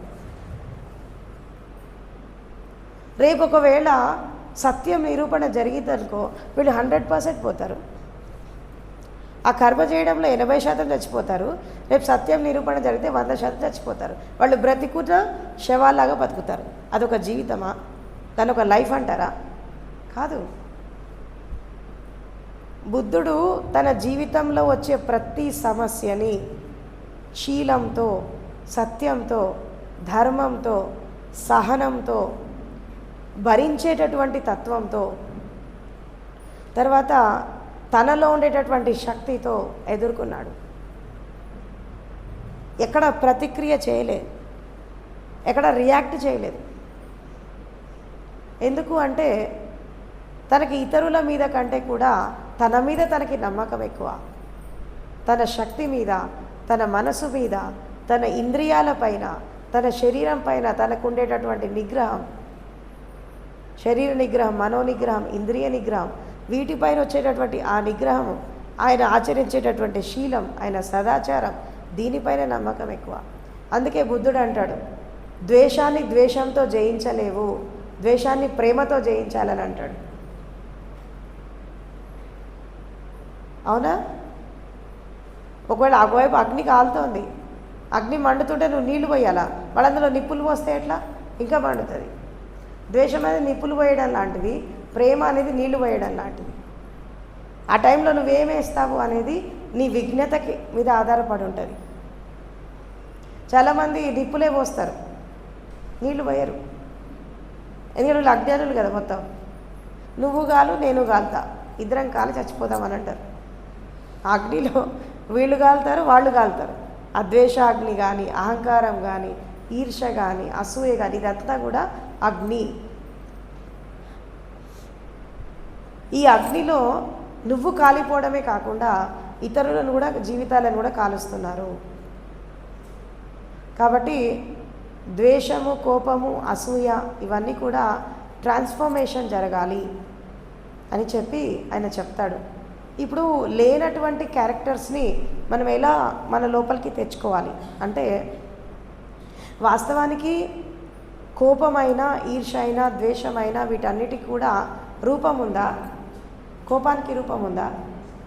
అహంకారానికి ఉందా? లేదు. ఇప్పుడు నేను నేను నేను అంటావు. ఈ నేను అసలు ఎక్కడుంది మన లోపల? ఒక పర్టిక్యులర్ పార్ట్ ఉందా? దానికి పర్టిక్యులర్ ప్లేస్ ఉందా? లేదు. అయినా నేను నేను అనుకుంటావు. ఏంటా నేను అని వెతికినప్పుడు అసలు ఏం కనబడదు, లోపలికి వెళ్తే జీరో. అంటే ఇక్కడ లేని దాన్ని ఉందని చెప్పి ఒక భ్రమలో మనుషులు, ఒక మాయలో జీవిస్తున్నారు. రూపం లేని దానికి నువ్వు రూపం ఇస్తున్నావు. నీకు బాగా కోపం వచ్చేసింది అనుకో, ఒకళ్ళని కొడతావు, కర్మ జరిగింది, దానికి నువ్వు రూపం ఇస్తున్నావు. కాబట్టి ఈ అరిషడ్ వర్గాలు అనేవి ట్రాన్స్ఫర్మేషన్ జరిగితే ఒక మామూలు వ్యక్తే బుద్ధ పురుషుడు అయిపోతాడు. ఫస్ట్ ఈ గుణాలలో మార్పు రావాలి. ఇప్పుడు కామం అనేది అది మారిందనుకో ప్రేమలాగా మారుతుంది. ఓకే, కామం అనేది ట్రాన్స్ఫర్మేషన్ జరిగితే ప్రేమలాగా మారుతుంది. తర్వాత ఈ క్రోధం అనేది ఈ యొక్క ట్రాన్స్ఫర్మేషన్ జరిగితే అది శాంతిలాగా మారుతుంది. కోపం ట్రాన్స్ఫర్మేషన్ జరిగితే శాంతిలాగా మారుతుంది.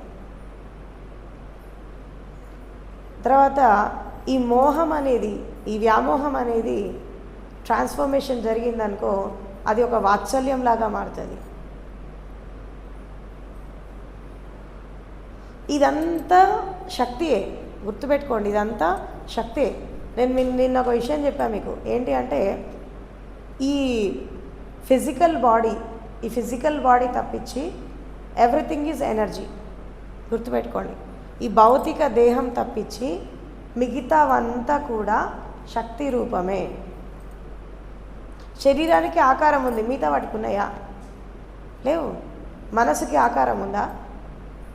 హృదయానికి ఆకారం ఉందా? భావాలకి ఆకారం ఉందా? ఆలోచనలకి ఆకారం ఉందా? లేవు. తర్వాత నీ ప్రాణశక్తికి ఆకారం ఉందా? శ్వాసకి ఆకారం ఉందా? లేదు.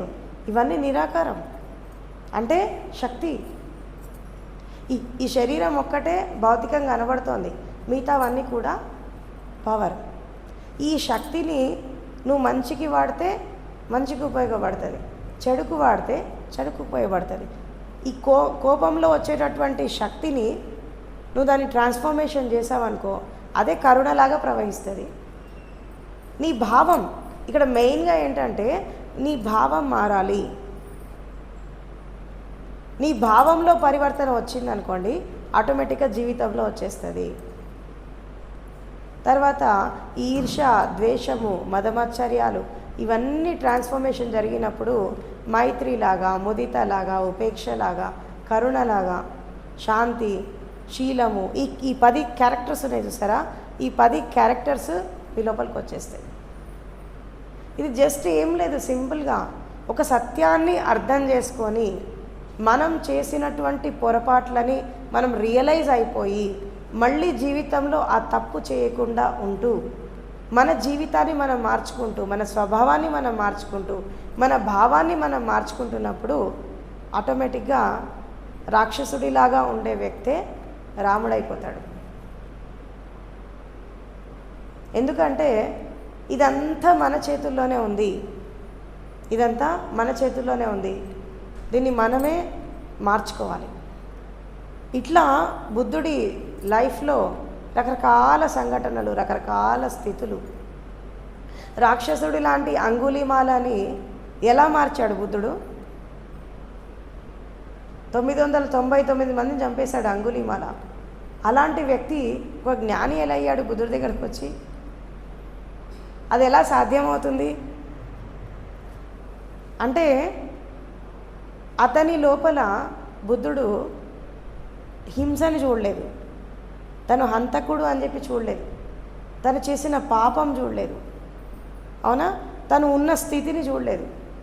తను ఏం చూశాడు అంటే సంకల్ప బలం చూశాడు.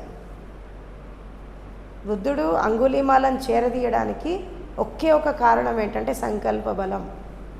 అరే ఇతను సంకల్పం తీసుకొని 1000 మందిని చెప్పుతా అని చెప్పి ఆ సంకల్పం నెరవేర్చుకునే క్రమంలో అంగుళీమాల కుటుంబంతో ఉండలేదు, అవునా, అయిన వాళ్ళతో ఉండలేదు, బంధువులతో ఉండలేదు, అడవికి వెళ్ళాడు, ఆ చెట్టు మీద కూర్చున్నాడు, దాన్ని దారి కాచాడు. అది కూడా ఒక తపస్సులాగా చేశాడు అంగుళీమాల. అక్కడ హింస చేసిన అన్నిటినీ వదిలేసి వచ్చి దారి కాచి అడవిలో కూర్చొని అది కూడా ఒక తపస్సులాగా చేశాడు, ఒక సంకల్పం తీసుకొని చేశాడు. బుద్ధుడు అక్కడ తన సంకల్పాన్ని చూశాడు, తను చేసే కర్మను చూడ. అప్పుడు ఏమనుకున్నాడు, ఇతని సంకల్పం ఎంత గొప్పది. అప్పుడు బుద్ధుడు ఒక ఊరు పక్కలో ఆయన ధర్మ ప్రవచనం చెప్పడానికి వచ్చినప్పుడు అది కంప్లీట్ చేసుకొని వేరే ఊరికి వెళ్తే ఈ ఏ అడవిలో అయితే అంగుళీమాల ఉంటాడో ఆ దారి నుంచే ఆ ఊరికి వెళ్ళాలన్నట్టు. ఈయన బుద్ధుడు ఆ దారి నుంచి వెళ్తాను బయలుదేరుతుంటే అక్కడ వాళ్ళు చెప్తారు, ఓ రాక్షసుడు లాంటి వ్యక్తి ఉన్నాడు అక్కడ అంగుళీమాల, అటు ఆల్రెడీ 999 మందిని చంపేశాడు, ఇంకొకళ్ళ కోసం వెయిట్ చేస్తున్నాడు, మీరు వెళ్తే మిమ్మల్ని కూడా చంపేస్తాడు, మీరు వెళ్ళొద్దు అంటారు. అప్పుడు బుద్ధుడు ఏమంటాడంటే నిజంగా అతని సంకల్పం అంత గొప్పదైతే ఆ 1000వ వాడిని నేనే అవుతానంటాడు, ఆ 1000వ వ్యక్తిని నేనే అవుతా అని చెప్పి అలా పోతూ ఉంటాడు. అంగుళీమాల ఎదురొచ్చి అతనికి ఇక చిన్నపిల్లలు, ఆడవాళ్ళు, సన్యాసులు ఇదంతా ఏం తేడా లేదు, తన లెక్క సరిపడాలి అంతే, తను ఏదైతే అనుకున్నాడో అది నెరవేరాలి, అది తన సంకల్పం. ఆఖరికి ఈయన వెళ్తూ ఉంటే ఈయన ఆగమంటే ఆగడు, పోతూ ఉంటాడు. ఏ సన్యాసి ఆగు, ఎటుపోతున్నావు అని అంటాడు బుద్ధుడిని, నడుచుకుంటా పోతూ ఉంటే 2-3 సార్లు పిలుస్తాడు, 3వసారికి ఆగుతాడు బుద్ధుడు. ఆగి దగ్గరకు వచ్చి, ఏంటి నేను పిలుస్తుంటే పట్టించుకోకుండా వెళ్తున్నావు, నీకెంత ధైర్యం, అందరు నన్ను చూసి భయపడతారు, పారిపోతారు, నువ్వేంటి నేను పిలుస్తుంటే పట్టించుకోకుండా వెళ్ళిపోతున్నావు అని అంటే అప్పుడు బుద్ధుడు ఒక మాట చెప్తాడు, నేను నడవడం ఆపేసి చాలా కాలమైంది, నువ్వెప్పుడు ఆపుతావు అంగుళీమాల అని చెప్తాడు అన్నట్టు. అదేంటి నువ్వు నడుస్తూ, ఆగింది నేను కదా, నువ్వు కదా నడుస్తున్నావు, నన్నెందుకు ఆగమంటున్నావు అని అంటాడు. అప్పుడు చెప్తాడు ఏంటంటే నీ మనసులో, నీ హృదయంలో రకరకాల భావాలు, రకరకాల ఆలోచనలు, రకరకాలైనటువంటి స్థితులు, మనసు చాలా పరిగెడుతోంది నీది, ముందు అది ఆపు అని అంటాడు. ఫస్ట్ నీకు నిజంగా సంకల్ప బలం ఉంటే, నువ్వు నిజంగా అంత పరాక్రమం ఉంటే ఫస్ట్ దాన్ని ఆపు అని అంటాడు. నువ్వు చేసేది తప్పు, ఇది కరెక్ట్ కాదు. నేను ఆల్రెడీ ఆగిపోయి ఎన్నో సంవత్సరాలైంది. నేను అన్నది శరీర నడక కాదు, మానసిక నడక అని అంటాడు. ఫస్ట్ దాన్ని ఆపు అని అంటాడు. అది అర్థం కాలేదు. అప్పుడు అంగుళిమాల ఏమంటాడంటే, చూడు ఎంతోమంది నా దగ్గరకు వచ్చారు, కొంతమంది భయంతో, కొంతమంది పారిపోయారు, కొంతమంది భయపడ్డారు, కొంతమంది నేను చంపేశాను. ఎవరు నీలాగా ధైర్యంగా వచ్చి నువ్వు చేసేది తప్పు అని చెప్పి నాకు ఎవరు చెప్పలేదు, చెప్పుంటే నేను చేసేవాడిని కాదు అని అంటాడు. అప్పుడు ఆ అస్త్రాలు శస్త్రాలు అన్నీ పడేసి బుద్ధుడికి సరెండర్ అయిపోతాడు అంగుళిమాల్. అప్పుడు ఏం చేస్తాడు, ఈయన ఆశ్రమాన్ని తీసుకెళ్తాడు అంగుళిమాల్ని. తీసుకెళ్ళేసి ఇక బౌద్ధ సాంప్రదాయం ప్రకారము జుట్టు తీసేసి కాషాయ బట్టలు వేసుకొని ఒక సాధువులాగా తయారవుతాడు అంగుళిమాల్. అట్లా కొన్నాళ్ళు సాధన చేస్తాడు బుద్ధుడి దగ్గర. బుద్ధుడు ఆయనకి ఇచ్చిన పేరు ఏంటంటే అహింసక్. అహింసక్ ఆయన పేరు. అంగుళిమాల పేరు అహింసక్గా మార్చేశాడు. ఆఖరికి ఈయనకి జ్ఞానం వస్తుంది, సాధన చేస్తూ ఉంటాడు. ఒకసారి ప్రసన్నజిత్ మహారాజు ఈయన దగ్గరకు వచ్చేసి, అంగుళిమాల్ని మీరు తీసుకొని వచ్చారట కదా, మాకు అప్పచెప్పండి, మేము ఉరిశిక్ష వేస్తాం. ఇతను చాలామంది ప్రాణాలని పోగొట్టాడు, అతను మాకు అప్పచెప్పండి అని అంటాడు. ఆఖరికి ఈయన ఏం చేస్తాడంటే, సరే అంగుళిమాల సంగతి పక్కకు పెట్టండి, మా ఆశ్రమంలో కొత్తగా ఒక భిక్షువు చేరాడు, అతని పేరు అహింసక్.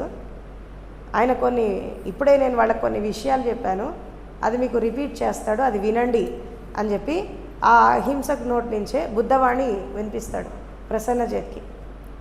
అది విన్నాక ఈ రాజు మనసు మారిపోతుంది. అంటే ఇదే చెప్తాడు, అంటే ద్వేషాన్ని ద్వేషంతో కాదు ప్రేమతో జయించాలి. మనము వ్యతిరేకించాల్సింది వ్యక్తిని కాదు, వ్యక్తిలో ఉండేటటువంటి ఈ నెగటివిటీస్ని మనం వ్యతిరేకించాలి.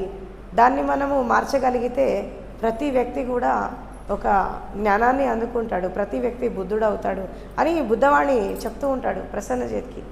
ఏది అహింసక్. చెప్పాక అయిపోయింది, ఎంత బాగా చెప్పాడు అని చెప్పి మెచ్చుకుంటూ ఉంటాడు అతన్ని రాజు. అది అయిపోయాక అప్పుడు చెప్తాడు, ఇగో మీరు వెతుకుతున్న అంగుళిమాల్ ఇతనే, పట్టుకెళ్ళండి అంటాడు. అప్పుడు అంటాడు అహింసక, నేను రావడానికి సిద్ధంగా ఉన్నా, నాకేమి మరణం అంటే నాకు భయం లేదు, నేను అనుభవించడానికి సిద్ధంగా ఉన్నా అని చెప్పి రెడీ అయిపోతాడు. అప్పుడు అతని లోపల వచ్చినటువంటి ఆ మార్పును చూసి అసలు ఇతని అంగుళిమాల ఏంటి అని ఆశ్చర్యపోతాడు రాజు. అంటే టోటల్ ట్రాన్స్ఫర్మేషన్, శరీరంలో కానీ, బట్టల్లో కానీ, నడకలో కానీ, నడవడితలో కానీ అసలు నో కంపారిజన్. ఇతని లోపల వచ్చినటువంటి మార్పుని చూసి అతనికి జీవితాన్ని భిక్షగా వేసి వెళ్ళిపోతాడు రాజు. బుద్ధుడు అంగుళిమాలని పాపాత్ములను ఎట్లా కాపాడతాడు, గురువులు ఇట్లా కాపాడతారు అన్నట్టు. ఎట్లా కాపాడాడు బుద్ధుడు అతన్ని? ప్రేమతో, కరుణతో, జ్ఞానంతో, పరివర్తనతో కాపాడాడు. ఆఖరికి అంగుళిమాలు జ్ఞానం అందుకున్నాక ఒక ఊరికి వెళ్తాడు ధర్మ ప్రచారం చేయడానికి. ఆ ఏ ఊరు వెళ్తాడు, నువ్వు ఎక్కడికి వెళ్తావు అని భిక్షువులను అడుగుతాడనమాట బుద్ధుడు. జ్ఞానానంద, నువ్వు ఏ ఊరు వెళ్ళి ధర్మ ప్రచారం చేస్తావు అని చెప్పి అడిగితే ఈ అహింసకు ఏం చేస్తాడంటే, ఏ ఊర్లో అయితే తను దారిగాచి అందరినీ చంపాడో ఆ ఊరు సెలెక్ట్ చేసుకుంటాడు. ఇది అహింసకు. అప్పుడు బుద్ధుడు అడుగుతాడు, నువ్వు ఆ ఊరే ఎందుకు కావాలనుకుంటున్నావు అంటే, లేదు నేను వెళ్ళాలి అక్కడికి, నేను ఎంతోమందికి క్షమాపణ చెప్పాలా, ఎంతోమందికి నేను గ్రాటిట్యూడ్ వ్యక్తపరచాలి, నా లైఫ్ అనేది అక్కడే మొదలైంది కాబట్టి నేను అక్కడే చేయాలనుకుంటున్నా అని చెప్పి వెళ్తాడు. అయితే నా 3 ప్రశ్నలకి సమాధానం చెప్పి వెళ్ళు అని అంటాడు. 3 క్వశ్చన్స్ అడుగుతాడు అంగుళిమాల్ని బుద్ధుడు. ఏంటి అంటే, వాళ్ళు ఒకవేళ నిన్ను తిట్టారనుకో ఏం చేస్తావు అంటే, భరిస్తా అంటాడు. వాళ్ళు ఒకవేళ నిన్ను కొట్టారనుకో ఏం చేస్తావంటే, అయినా భరిస్తా. ఆఖరికి నిన్ను చంపేశారనుకో ఏం చేస్తావు అని అడుగుతాడు. పర్లేదు వెళ్ళిపోతాను, నో ప్రాబ్లం అని అంటాడు. నువ్వు అంటాడు. వెళ్తాడు ఆ ఊరికి.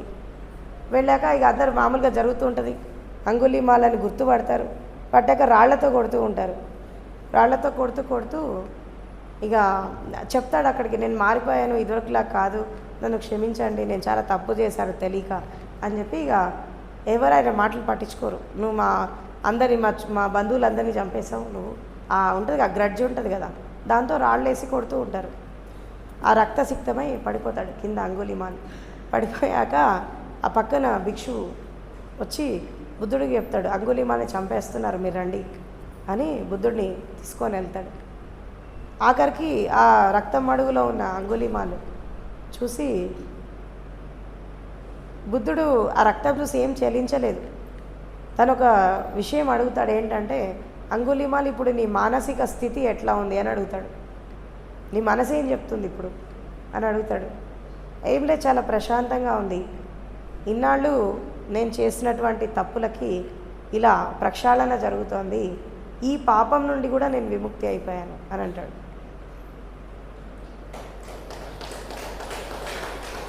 ఎవరైనా తప్పు చేస్తే మరు జన్మలో ఇంకో జన్మలో అనుభవిస్తారని చెప్పి నేను విన్నాను, కానీ నా అదృష్టం ఏంటో మీ కృప ఏమో కానీ ఇదే జన్మలో నేను అనుభవిస్తున్నా, ఈ పాపం నుండి కూడా నేను విముక్తి అయిపోయాను అని చెప్పి బుద్ధుడి చేతిలో చనిపోతాడు అంగుళీమాల్.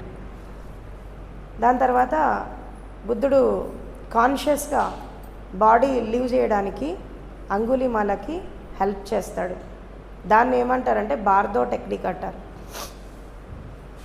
ఎవరైనా చనిపోయేటప్పుడు వాళ్ళు సాధన చేసినా చేయకపోయినా ప్రశాంతంగా శరీరాన్ని వదలడానికి బుద్ధుడు ఒక గైడెన్స్ ఇచ్చేవాడు.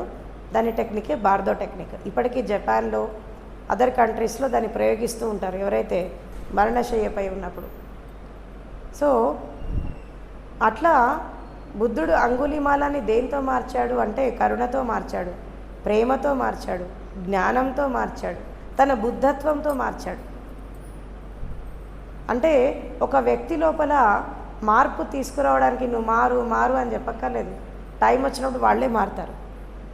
ఆ మారేటటువంటి సమయం వచ్చినప్పుడు ఆటోమేటిక్గా ఆ పరిస్థితులు అనుకూలిస్తాయి, వాళ్ళ లోపల ఆ చేంజ్ అనేది మనం చూస్తాం. అంటే బుద్ధుడి జీవితంలో ఇలాంటి సంఘటనలు కోకొల్లలు, కొన్ని నెంబర్ ఆఫ్ స్టోరీస్ ఉన్నాయి. అంటే ఇక్కడ బుద్ధుడు ఎందుకంత గొప్పగా కనిపిస్తాడు మొత్తం ప్రపంచంలో అంటే, ఒకటి తన రూపం, తన పర్సనాలిటీ, రెండవది తన లోపల ఉండేటటువంటి జ్ఞానం, మూడవది ఆయన లోపల ఉండేటటువంటి సుగుణాలు, క్యారెక్టర్స్, తర్వాత నాలుగవది ఏంటంటే ఆయన లోపల ఉండేటటువంటి బుద్ధత్వం. బుద్ధుడి జీవితంలో జరిగిన ప్రతి సంఘటన కూడా పౌర్ణమి రోజు జరిగింది. కార్తీక పౌర్ణమి రోజు, వైశాఖ పౌర్ణమి రోజు, ఈ ఆషాఢ పౌర్ణమి రోజు, రకరకాల పౌర్ణములతో ఆయనకి చాలా సంబంధం ఉంది. ఆయన ధర్మ ప్రచారాన్ని మొదలుపెట్టింది కూడా పౌర్ణమి రోజే.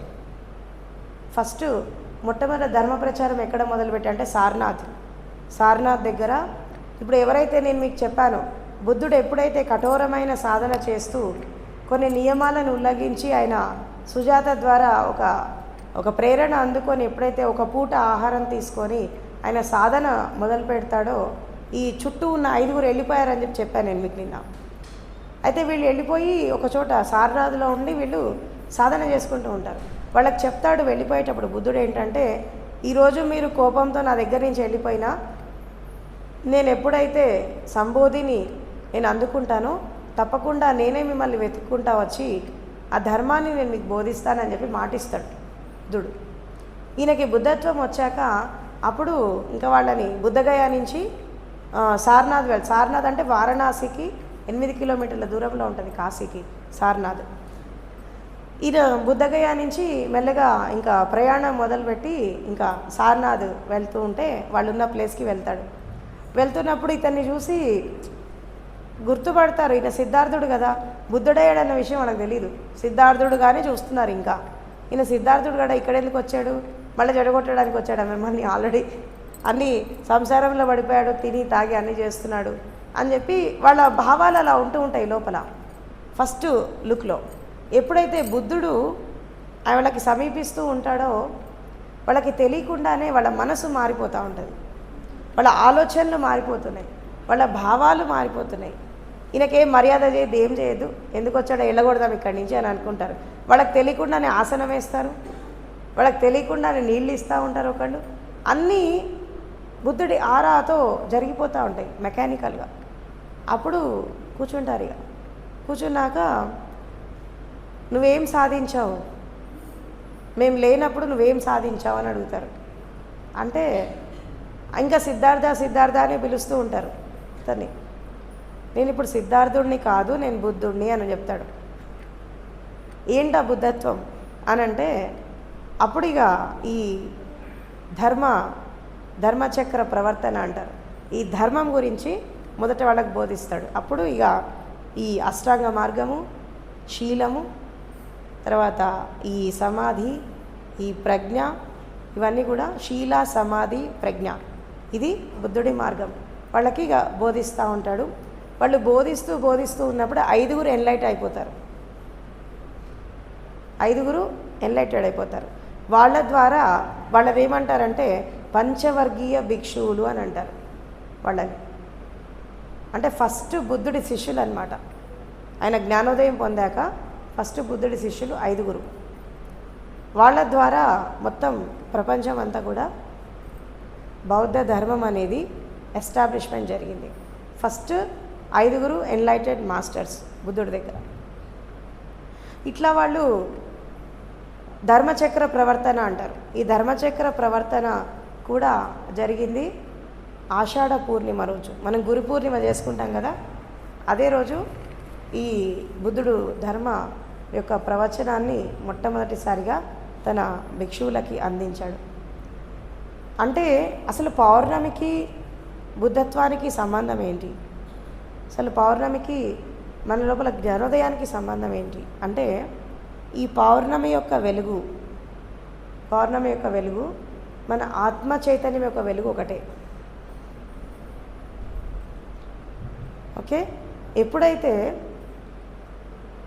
ఈ మన లోపల ఈ సోల్ కాన్షియస్నెస్, ఆత్మ జాగరణ ఎప్పుడైతే జరుగుతుందో ఆటోమేటిక్గా మనం ఈ యూనివర్సల్ కాన్షియస్నెస్తో ఒకటైపోతాం.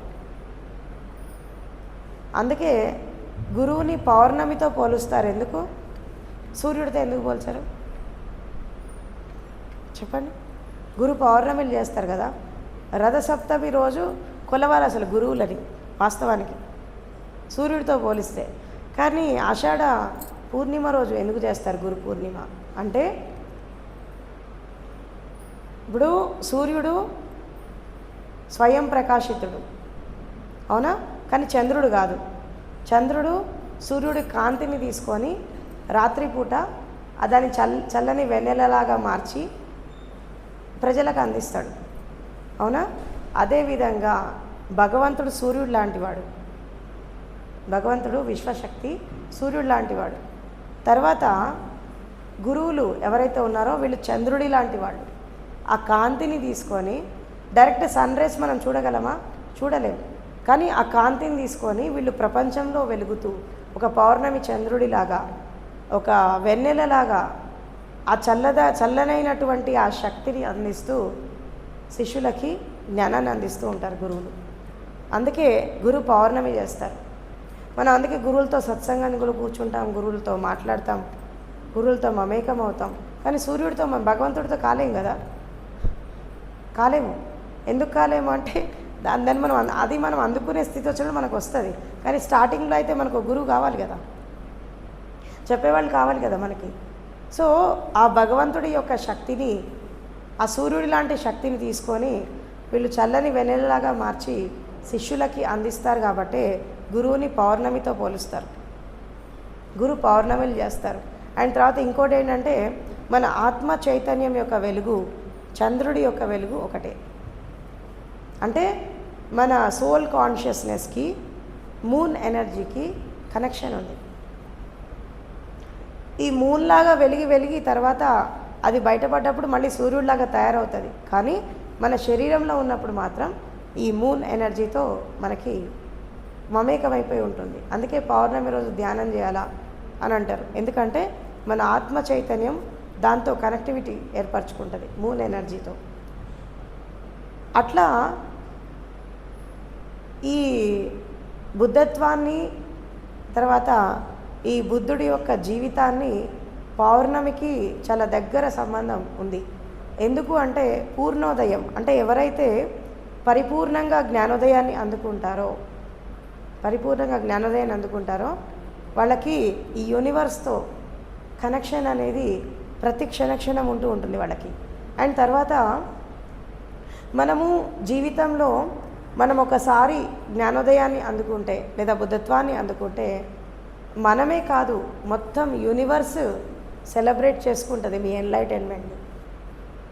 మీరు మాత్రమే ఆనందపడడం కాదు, సమస్త విశ్వం కూడా ఆనందపడుతుంది మీరు జ్ఞానోదయం పొందితే. అందుకే దాన్ని ఏమంటారంటే సెలబ్రేషన్ అంటారు. మనం ఇప్పుడు బుద్ధ పూర్ణిమ ఉత్సవం అని చెప్పి పెట్టాం టాపిక్, అవునా? ఎందుకు సెలబ్రేషన్? బుద్ధుడు జ్ఞానోదయం పొందితే ఎందుకు ఉత్సవం అయింది అంటే ఆయన జీవితం అనేది అంధకారం నుంచి వెలుగులోకి వచ్చింది, అవునా? తర్వాత మనసు అనేది రకరకాల నెగిటివిటీస్ని దాటి సత్యంలోకి వచ్చేసింది. మనసు మాయ వెళ్ళిపోయింది, శరీరం మాయ వెళ్ళిపోయింది. అంటే శరీరము, మనసు, ఇంద్రియాలు దేదీప్యమానంగా ఒక దివ్య వెలుగుని అందుకున్నటువంటి రోజు బుద్ధ పూర్ణిమ. ఎవరి జీవితంలో అయితే ఇలాంటి సంఘటన జరుగుతుందో వాళ్ళ జీవితం అనేది ఉత్సవం అయిపోతుంది. అందుకే అంటారు లైఫ్ ఈజ్ ఏ సెలబ్రేషన్. ఎవరి జీవితం అయితే ఉత్సవపూర్వకంగా జీవిస్తారో ఆఖరికి వాళ్ళ మరణం కూడా సెలబ్రేషన్ అయిపోతుంది.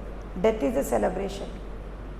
అంటే బుద్ధత్వం అనేది ఏంటి అంటే మన శరీరాన్ని, మన మనసుని, మన ఇంద్రియాలని, మన లోపల ఉండే ప్రాణశక్తిని, తర్వాత మన ఆత్మ చైతన్యాన్ని కంప్లీట్గా విశ్వానికి ఇచ్చేయడం,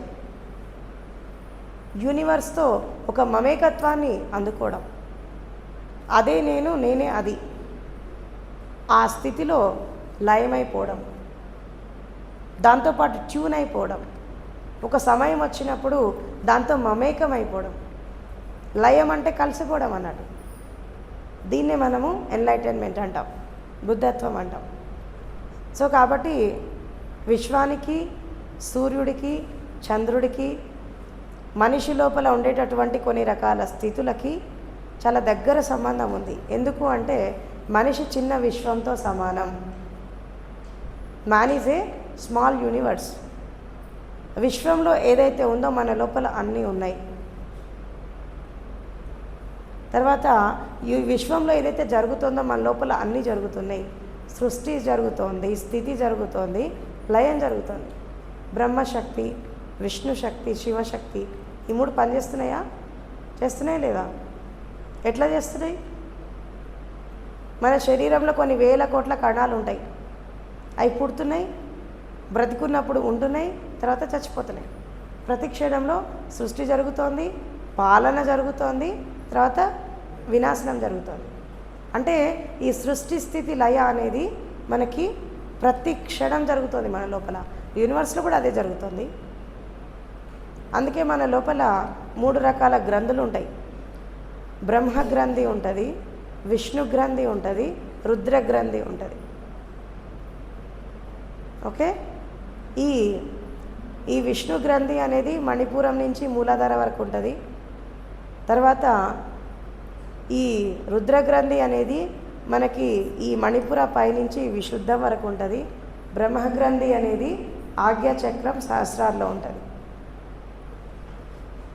అందుకే బ్రహ్మజ్ఞానాన్ని అందుకోవాలంటే నీ చేతన ఎక్కడికి రావాలి? సహస్రారానికి రావాలి. అప్పుడే మనిషి ఎన్లైటైన్మెంట్ అందుకుంటాడు. సో ఒక బుద్ధ పురుషుడిలో వచ్చేటటువంటి క్వాలిటీస్ ఏవైతే ఉన్నాయో అవి వాటిని ఏమంటారంటే బ్రహ్మ విహారాలు అంటారు. విశ్వం ఏదైతే కొన్ని రకాల సత్యాలతో ఎలాగైతే విహరిస్తోందో బ్రహ్మ కూడా అలాగే విహరిస్తున్నాడు అని చెప్పి చెప్తారు. సో ఇది బుద్ధ పూర్ణిమ యొక్క విశిష్టత. మనం ఎన్లైటైన్మెంట్ అందుకుంటే మన జీవితమే ఒక ఉత్సవం అయిపోతుంది. ఈ ఉత్సవాన్ని చూసి సమస్త విశ్వము నీకు దాసోహం అంటది. ఎందుకంటే ఒక్కళ్ళన్నా దాన్ని చేరుకున్నారని చెప్పి. ఎందుకంటే ఈ అనంత కోటి జన్మలలో 84 లక్షల కోట్ల జన్మలలో కనీసం ఇంత జర్నీ చేశాకన్నా ఒక్కళ్ళన్నా దాన్ని అందుకున్నారు అని చెప్పి యూనివర్స్ కూడా సెలబ్రేట్ చేసుకుంటుంది. సో అలాంటి ఉత్సవంలో మనం పార్టిసిపేట్ చేయాలి అంటే మనం కూడా ఆ స్థితికి వెళ్ళాలి. మనం కూడా బుద్ధత్వాన్ని అందుకోవాలా, మనం కూడా జ్ఞానోదయాన్ని అందుకోవాలి, ధ్యానం పరిపూర్ణత్వానికి రావాలి, సమాధి స్థితిలోకి వెళ్ళాలా, రకరకాల క్యారెక్టర్స్ చేంజ్ అయిపోతూ ఉండాలి. ప్రతి క్షణము జాగృతిలో సాక్షిలో జీవించాలి. ఇదే బుద్ధుడి యొక్క సందేశం. ఆతాపి సంభజానో సతీమా అంటాడు. అసలు యాక్చువల్గా మార్నింగ్ నేను మీతో బుద్ధవందన చేపిద్దాం అనుకున్నాను నేను మీతో. తర్వాత ఆయన వచ్చి ఆల్రెడీ ఆయన చేసేసారు కాబట్టి నేను దాని జోలికి పోలేదు. దాని మీనింగ్ చెప్తాను నేను మీకు. ఏంటి అంటే నమో తస్స భగవతో అర్హతో సమ్మా సంబుద్ధస్స. దీని మీనింగ్ ఏంటంటే ఎవరైతే భగవంతుడి స్వరూపంలాగా మారారో, ఎవరైతే అర్హంత అయిపోయారో, ఎవరైతే బోధిసత్వ అయిపోయారో. అసలు భగవాన్ అనే పదానికి అర్థం ఏంటి? బుద్ధ భగవానుడు అని అంటారు కదా. భగవాన్ అనే పదానికి అర్థం ఏంటి అంటే ఎవరైతే ఈ అరిషడ్ వర్గాలని భగ్నం చేశారో, అరిషడ్ వర్గాలని కాల్ చేశారో వాళ్ళని ఏమంటారంటే భగవాన్ అని అంటారు. అరిహంత అంటే ఏంటంటే మనలో ఉన్నటువంటి శరీరపరంగా, మానసికంగా, హృదయపరంగా, తర్వాత ఇంద్రియపరంగా రకరకాల నెగటివిటీస్, రకరకాల నెగటివ్ శక్తులని ఎవరైతే అంతం చేశారో వాళ్ళని అరిహంత అంటారు. తర్వాత నమో తస్స భగవతో అర్హతో అంటే అరిహంత అన్నట్టు. సమ్మాసం బుద్ధస్స అంటే సమ్యక్ రూపంలో ఎవరైతే సంబుద్ధుడు అయ్యాడో. బుద్ధుడు ఏం చెప్తాడంటే నీకు జ్ఞానోదయం వచ్చినా సరైన దిశలో రావాలి అంటాడు. నీకు దర్శనం జరిగినా సమ్యక్ రూపంలో జరగాలంటాడు. మళ్ళీ అక్కడ ఊహలు, కల్పనలు ఇవన్నీ పనికిరావంటాడు. ఏదైనా సత్యంతో కూడుకున్నదై ఉండాలి, ఏదైనా ధర్మంతో కూడుకున్నదై ఉండాలి. కానీ అక్కడ కల్పనలు, ఊహలు ఇవన్నీ పనికిరావు. జ్ఞానోదయం వచ్చినా నీకు కరెక్ట్గా రావాలి అంటాడు. అంటే ఎవరైతే సమ్యక్ రూపంలో సంబుద్ధుడు అవుతాడో అతనికి నా నమస్కారం అని చెప్పి చెప్తాడు బుద్ధుడు. ఇక్కడ బుద్ధుడు అంటే కేవలం బుద్ధుడు కాదు, ఎవరైనా బుద్ధ పురుషుడు కావచ్చు. బుద్ధ అనే పదానికి అర్థం ఏంటి అంటే ఎన్లైటెడ్ వన్, అవేకెండ్ వన్. అంటే ఎవరైతే అసత్యం నుండి సత్యానికి వస్తారో, అంధకారం నుంచి వెలుగుకు వస్తారో, ఎవరైతే మృత్యువుని దాటి మహాపరినిర్వాణంలోకి ఎవరైతే ఎంటర్ అవుతారో వాళ్ళంతా కూడా బుద్ధ పురుషులే. ఏచ బుద్ధ అతీతాచ ఏచ బుద్ధ అనాగత పస్స బుద్ధ జయేదమ్మ అహం వందామి సర్వదా అంటాడు. అంటే నాకంటే ముందు ఎంతోమంది బుద్ధ పురుషులు ఉన్నారు, నా తర్వాత కూడా ఎంతోమంది వస్తారు, ఇప్పుడు కూడా చాలామంది ఉన్నారు. ఆ రాబోయే వాళ్ళకి, ఆల్రెడీ ఉన్న వాళ్ళకి, గతంలో ఉన్న వాళ్ళకి అందరికీ కూడా నా నమస్కారం అని చెప్పి అందరు బుద్ధ పురుషులకి సరెండర్ అవుతాడు బుద్ధుడు. కాబట్టి బుద్ధ అనే పదము కేవలం బుద్ధుడికి సంబంధించింది కాదు, అదొక జ్ఞానోదయానికి గుర్తు, నీ లోపల ఉండేటటువంటి ఆత్మ చైతన్యానికి గుర్తు, నీ లోపల జరిగేటటువంటి సహస్రదళ కమల వికాసానికి గుర్తు బుద్ధత్వం అనేది. అది ఎవరైనా అందుకోవచ్చు. దీనికి 3 రకాల కమలాలు వికాసం జరగాలి. ఒకటి శీల కమలం, రెండవది హృదయ కమలం, మూడవది సహస్రదళ కమల వికాసం. ఈ 3 ఎవరి లోపలైతే జరుగుతాయో వాళ్ళనే మనం బుద్ధ పురుషులు అంటాం. తర్వాత ఇంకా ఈ చాంటింగ్లో ఇంకొంచెం ముందుకెళ్తే ఇంకా బుద్ధుడి లోపల క్వాలిటీస్ ఏముంటాయంటే విద్యాచరణ సంపన్నో అంటారు. విద్యాచరణ సంపన్నో అంటే ఎవరికైతే జ్ఞానం అనేది వస్తుందో వాళ్ళ ఆచరణ కూడా సంపూర్ణంగా ఉంటుంది. ఆచరణ ఎప్పుడైతే సంపూర్ణంగా ఉంటుందో ఈ ప్రపంచంలో ఎన్ని రకాల విద్యలు ఉన్నాయో అవన్నీ కూడా వాళ్ళకు వచ్చేస్తాయి. ఎన్ని రకాల విద్యలు ఉన్నాయో వాళ్ళందరికీ వచ్చేస్తాయి. అందుకే వాళ్ళు ఏమంటారు, విద్యాచరణ సంపన్నుడు అంటారు. విద్య ఉండడమే కాదు, ఆచరణ కూడా ఉంటుంది. ఈ విద్య ఆచరణ ఎక్కడైతే ఉంటుందో వాళ్ళు అన్ని విధాలుగా సంపదని, తర్వాత సంపూర్ణులు అయిపోతారు. విద్యాచరణ సంపన్నం సుగతో లోక విదు అంటే వాళ్ళు సుగతిని పొందుతారు, అంటే ఉన్నతమైన గతిని పొందుతారు. తర్వాత అన్ని లోకాల చేత ఆరాధించబడతారు. సుగతో లోకవిదు అంటే ఇది బుద్ధుడి క్వాలిటీస్. ఇవన్నీ కేవలం ఒక లైన్ చదివి వదిలేస్తారు ప్రార్థనలో, దాని తర్వాత ఇంకా చాలా ఉంది. విద్యాచరణ సంపన్నో సుగతో లోకవిదు అంటే అన్ని లోకాల చేత పూజించబడతారు.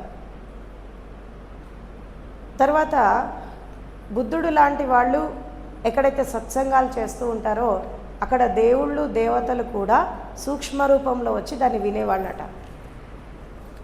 అంటే దేవుళ్ళు దేవతలు అయినంత మాత్రాన మోక్షాన్ని పొందినట్టు కాదు. కొంచెం పుణ్యకార్యాలు మంచి కార్యాలు చేస్తే దేవుళ్ళు దేవతలు అవుతారు, కానీ బుద్ధత్వం పొందడం అనేది చాలా పెద్దది. అన్నిటికంటే పెద్దది బుద్ధత్వం అనేది. జ్ఞానోదయం అందుకోవడం చాలా పెద్ద స్టేట్. ఫరిష్తా అంటారు వాళ్ళని. ఫరిష్తా అంటే దేవదూతలు. సో వాళ్ళు కూడా వచ్చి వినేవాళ్ళట ఆయన సత్సంగం చేస్తున్నప్పుడు. అట్లా సుగతో లోకవిదు అంటే అన్ని లోకాల్లో ఉండేటటువంటి దేవుళ్ళు దేవతలు కూడా బుద్ధుడికి సరెండర్ అవుతారు. ఎందుకంటే బుద్ధత్వం అన్నిటికంటే గొప్పది, మోక్షం అన్నిటికంటే గొప్పది. సుగతో లోకవిదు అనుత్తరో పురుషధమ్మ సారథి అంటే ప్రతి జీవితంలో ప్రతి స్థితిలో కూడా బుద్ధ పురుషులు పూజనీయులు అయి ఉంటారు. వాళ్ళు ఇప్పుడు లేరు, వాళ్ళకి శరీరపరంగా లేరు, అయినా మనం ఎందుకు గుర్తు చేసుకుంటున్నాం? బుద్ధుడు పోయి చాలా సంవత్సరాలు అయింది, అయినా మనం ఎందుకు గుర్తు చేసుకుంటున్నాం అంటే మనిషికి మరణం ఉంటుంది కానీ జ్ఞానానికి మరణం ఉండదు. తర్వాత స్వక్కాదేవ మనుస్థానం అని అంటారు. అంటే వీళ్ళ స్థితి దేవుళ్ళు దేవతల కంటే కూడా ఉన్నతమైన స్థాయిలో ఉంటుంది బుద్ధ పురుషులది.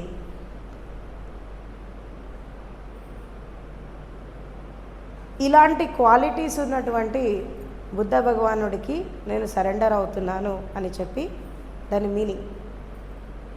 నమో తస్స భగవతో అర్హతో సమ్మా సంబుద్ధస్స విద్యాచరణ సంపన్నో సుగతో లోకవిదు అనుత్తరో పురుషధమ్మ సారథి స్వక్కాదేవ మనుస్థానం బుద్ధో భగవాన్. ఇది ఆయన లోపల ఉండే బుద్ధ పురుషుడిలో ఉండే క్వాలిటీస్ అన్నట్టు. ఇది ఆయన ప్రార్థన. తర్వాత బుద్ధం శరణం గచ్చామి, ధర్మం శరణం గచ్చామి, సంఘం శరణం గచ్చామి అంటే ఇలాంటి క్వాలిటీస్ ఉన్నటువంటి ఆ బుద్ధ పురుషుడికి నేను సరెండర్ అవుతున్నా. శరణం అంటే సరెండర్ అవుతున్నా. ఆ బుద్ధ పురుషుల సంఘానికి నేను సరెండర్ అవుతున్నా. ఇక్కడ కేవలం బుద్ధుడే కాదు, ఎంతమంది ఎన్లైటెడ్ మాస్టర్స్ ఉన్నారో గతంలో, ఇప్పుడు, భవిష్యత్తులో రాబోయే వాళ్ళు ఎంతమంది అయితే ఉన్నారో వాళ్ళందరికీ బుద్ధ సంఘానికి సరెండర్ అవుతున్నా. సంఘం అంటే ఈ సంఘం కాదు, ఈ ప్రపంచం కాదు, బుద్ధ సంఘం, బుద్ధ పురుషుల సంఘం. తర్వాత ధర్మం, ధర్మం శరణం గచ్చామి, విశ్వధర్మానికి, ప్రకృతి ధర్మానికి, మానవ ధర్మానికి నేను సరెండర్ అవుతున్నా అని దీన్ని ఏమంటారు? త్రిరత్నాలు అంటారు. దీన్ని ఏమంటారు? వీటిని 3 డైమండ్స్, 3 డైమండ్స్ అంటారు. నెక్స్ట్ పంచశీలాలు, 5 పంచశీలాల ప్రతిజ్ఞ తీసుకోవడం, అహింస, తర్వాత దొంగతనం చేయొద్దు, అబద్ధం ఆడద్దు, అవునా, బ్రహ్మచర్యాన్ని పాటించాలి, తర్వాత మత్తు పదార్థాలకి దూరంగా ఉండాలి. ఇది 5 క్యారెక్టర్స్. మరి బుద్ధుడు ఇవన్నీ ఆచరించి బుద్ధత్వాన్ని పొందాడు అని చెప్పి మనం వింటున్నాం. ఇవన్నీ మనం ఆచరించాలా వద్దా? అసలు ఒక బుద్ధుడిలాగా మనం జీవితాన్ని జీవించగలమా లేదా అనేది చాలామందికి పెద్ద క్వశ్చన్ వస్తుంది ఇక్కడ. ఇన్ని సూత్రాలు ఎవరు ఆచరిస్తారు జీవితంలో? తెల్లారు లేస్తే అంత నెగిటివ్ ప్రపంచంలో మనం ఎట్లా ఇవన్నీ ఆచరించాలి అంటే దాన్ని ఇంకా ప్రిసైజ్ చేసి చెప్తాడు. ఇవన్నీ ఆచరించలేకపోయినా ఒక 3 పనులైతే చేయని చెప్తాడు ఆయన. ఏం చెప్తాడంటే సబ్బ పాపస్స ఏకరణం, కుశలస్స ఉపసంపద, సేచిత్తే పర్యోదపనం, ఏతన బుద్ధాన శాసనం అంటాడు. అంటే అన్ని పాపకర్మల నుండి విముక్తి పొందు, పుణ్యకర్మలు చేయి, మనసుని పరిపూర్ణంగా శుద్ధి చేసుకో చాలని అంటాడు. ఈ 3 చేయి, అవన్నీ ఆచరించకపోతే ఈ 3 అన్న చేయి అంటాడు. ఇదే బుద్ధుడి యొక్క శాసనం. ఎవరైనా ఇదే చెప్తారు. ఇప్పుడు అన్ని పాపకర్మల నుండి విముక్తి పొందితే ఏం జరుగుతుంది? శరీర శుద్ధి జరుగుతుంది, అవునా? తర్వాత అన్ని పుణ్యకార్యాలు చేస్తూ చేస్తూ పోతుంటే మనసు నిర్మలం అయిపోతుంది, ఇంద్రియాలు నిర్మలం అయిపోతాయి. నువ్వు మనసుని పూర్తిగా, చిత్తాన్ని పరిపూర్ణంగా శుద్ధి చేసుకుంటే నీకు జ్ఞానోదయం వచ్చేస్తుంది. ఈ 3 ఆచరించు అని చెప్తాడు అన్నట్టు. ఇదే బుద్ధుడి యొక్క శాసనం. ఇది త్రిరత్నాలు, తర్వాత పంచశీలాలు, తర్వాత అష్టాంగ మార్గం. ఇంకొకటి ఏంటంటే అష్టాంగ యోగా అనేది పతంజలి చెప్పాడు, అష్టాంగ మార్గం అనేది బుద్ధుడిది. ఇది కొంచెం కన్ఫ్యూజ్ అవుతారు చెప్పేవాళ్ళు వినేవాళ్ళు. అష్టాంగ యోగా అంటేనేమో యమ, నియమ, ఆసన, ప్రాణాయామ, ప్రత్యాహార, ధారణ, ధ్యానం, సమాధి. ఇదేంటి అష్టాంగ యోగా? ఇది ఎవరు చెప్పారు? బుద్ధుడు చెప్పలే, మహర్షి పతంజలి చెప్పాడు. అష్టాంగ మార్గం ఏంటి? ఇది బుద్ధుడు చెప్పాడు. అష్టాంగ మార్గం ఏంటి అంటే సమ్యక్ దృష్టి, సమ్యక్ ఆజీవిక, సమ్యక్ వాణి, సమ్యక్ సంకల్పం, తర్వాత సమ్యక్ కర్మ. అవునా? చెప్పగా సమ్యక్ ధ్యానం, సమ్యక్ సమాధి, లాస్ట్ది సమ్యక్ ప్రజ్ఞ, సమ్యక్ సంబోధి, ప్రజ్ఞ. ఇవి 8 అష్టాంగ మార్గం. ఇది బుద్ధుడు చెప్పాడు. ఈ రెండిట్లో కన్ఫ్యూజ్ కావద్దు, ఈ రెండిట్లో మనం కన్ఫ్యూజన్ కావద్దు. ఇది వేరు, అది వేరు.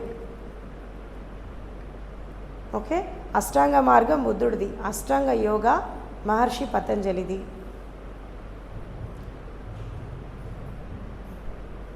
ఓకే, సో ఇది బుద్ధ పౌర్ణమి యొక్క విశిష్టత, తర్వాత దానికి సంబంధించిన ఉత్సవం. అండ్ తర్వాత బుద్ధ ధర్మంలో ఉండేటటువంటి ఆ ప్రాముఖ్యత ఏంటి, బుద్ధుడి యొక్క సాధన విధానం ఏంటి అంటే, సాధన విధానము మనము థీరీపరంగా వినేదానికంటే చేస్తేనే అర్థమవుతుంది. బుద్ధుడు ఏం చెప్పాడు? ఆనాపానసతి. నేను స్టెప్స్ చెప్తా, రాసుకోండి బుద్ధుడి సాధన విధానం ఎలా ఉంటుందో. ఫస్ట్ది ఏంటంటే ఆనాపానసతి. ఆనాపానసతి ఫస్ట్. రెండవది విపස්සన.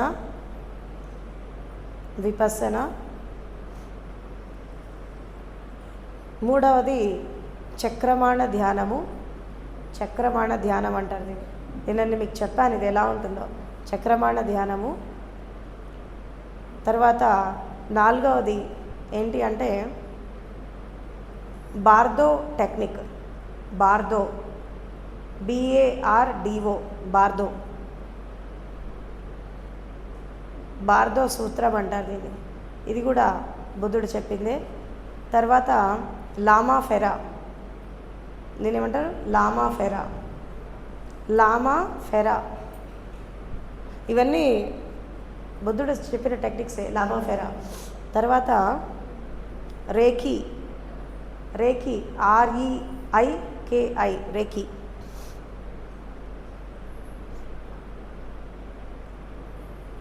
నెక్స్ట్ ఓం మణి పద్మేహం సాధన. ఓం మణి పద్మేహం సాధన. ఓం మణి పద్మేహం సాధన. తర్వాత బుద్ధ పరంపరలో తారాదేవి అని ఒక రాణి, ఆమె ఒక రాజ్యానికి రాణి.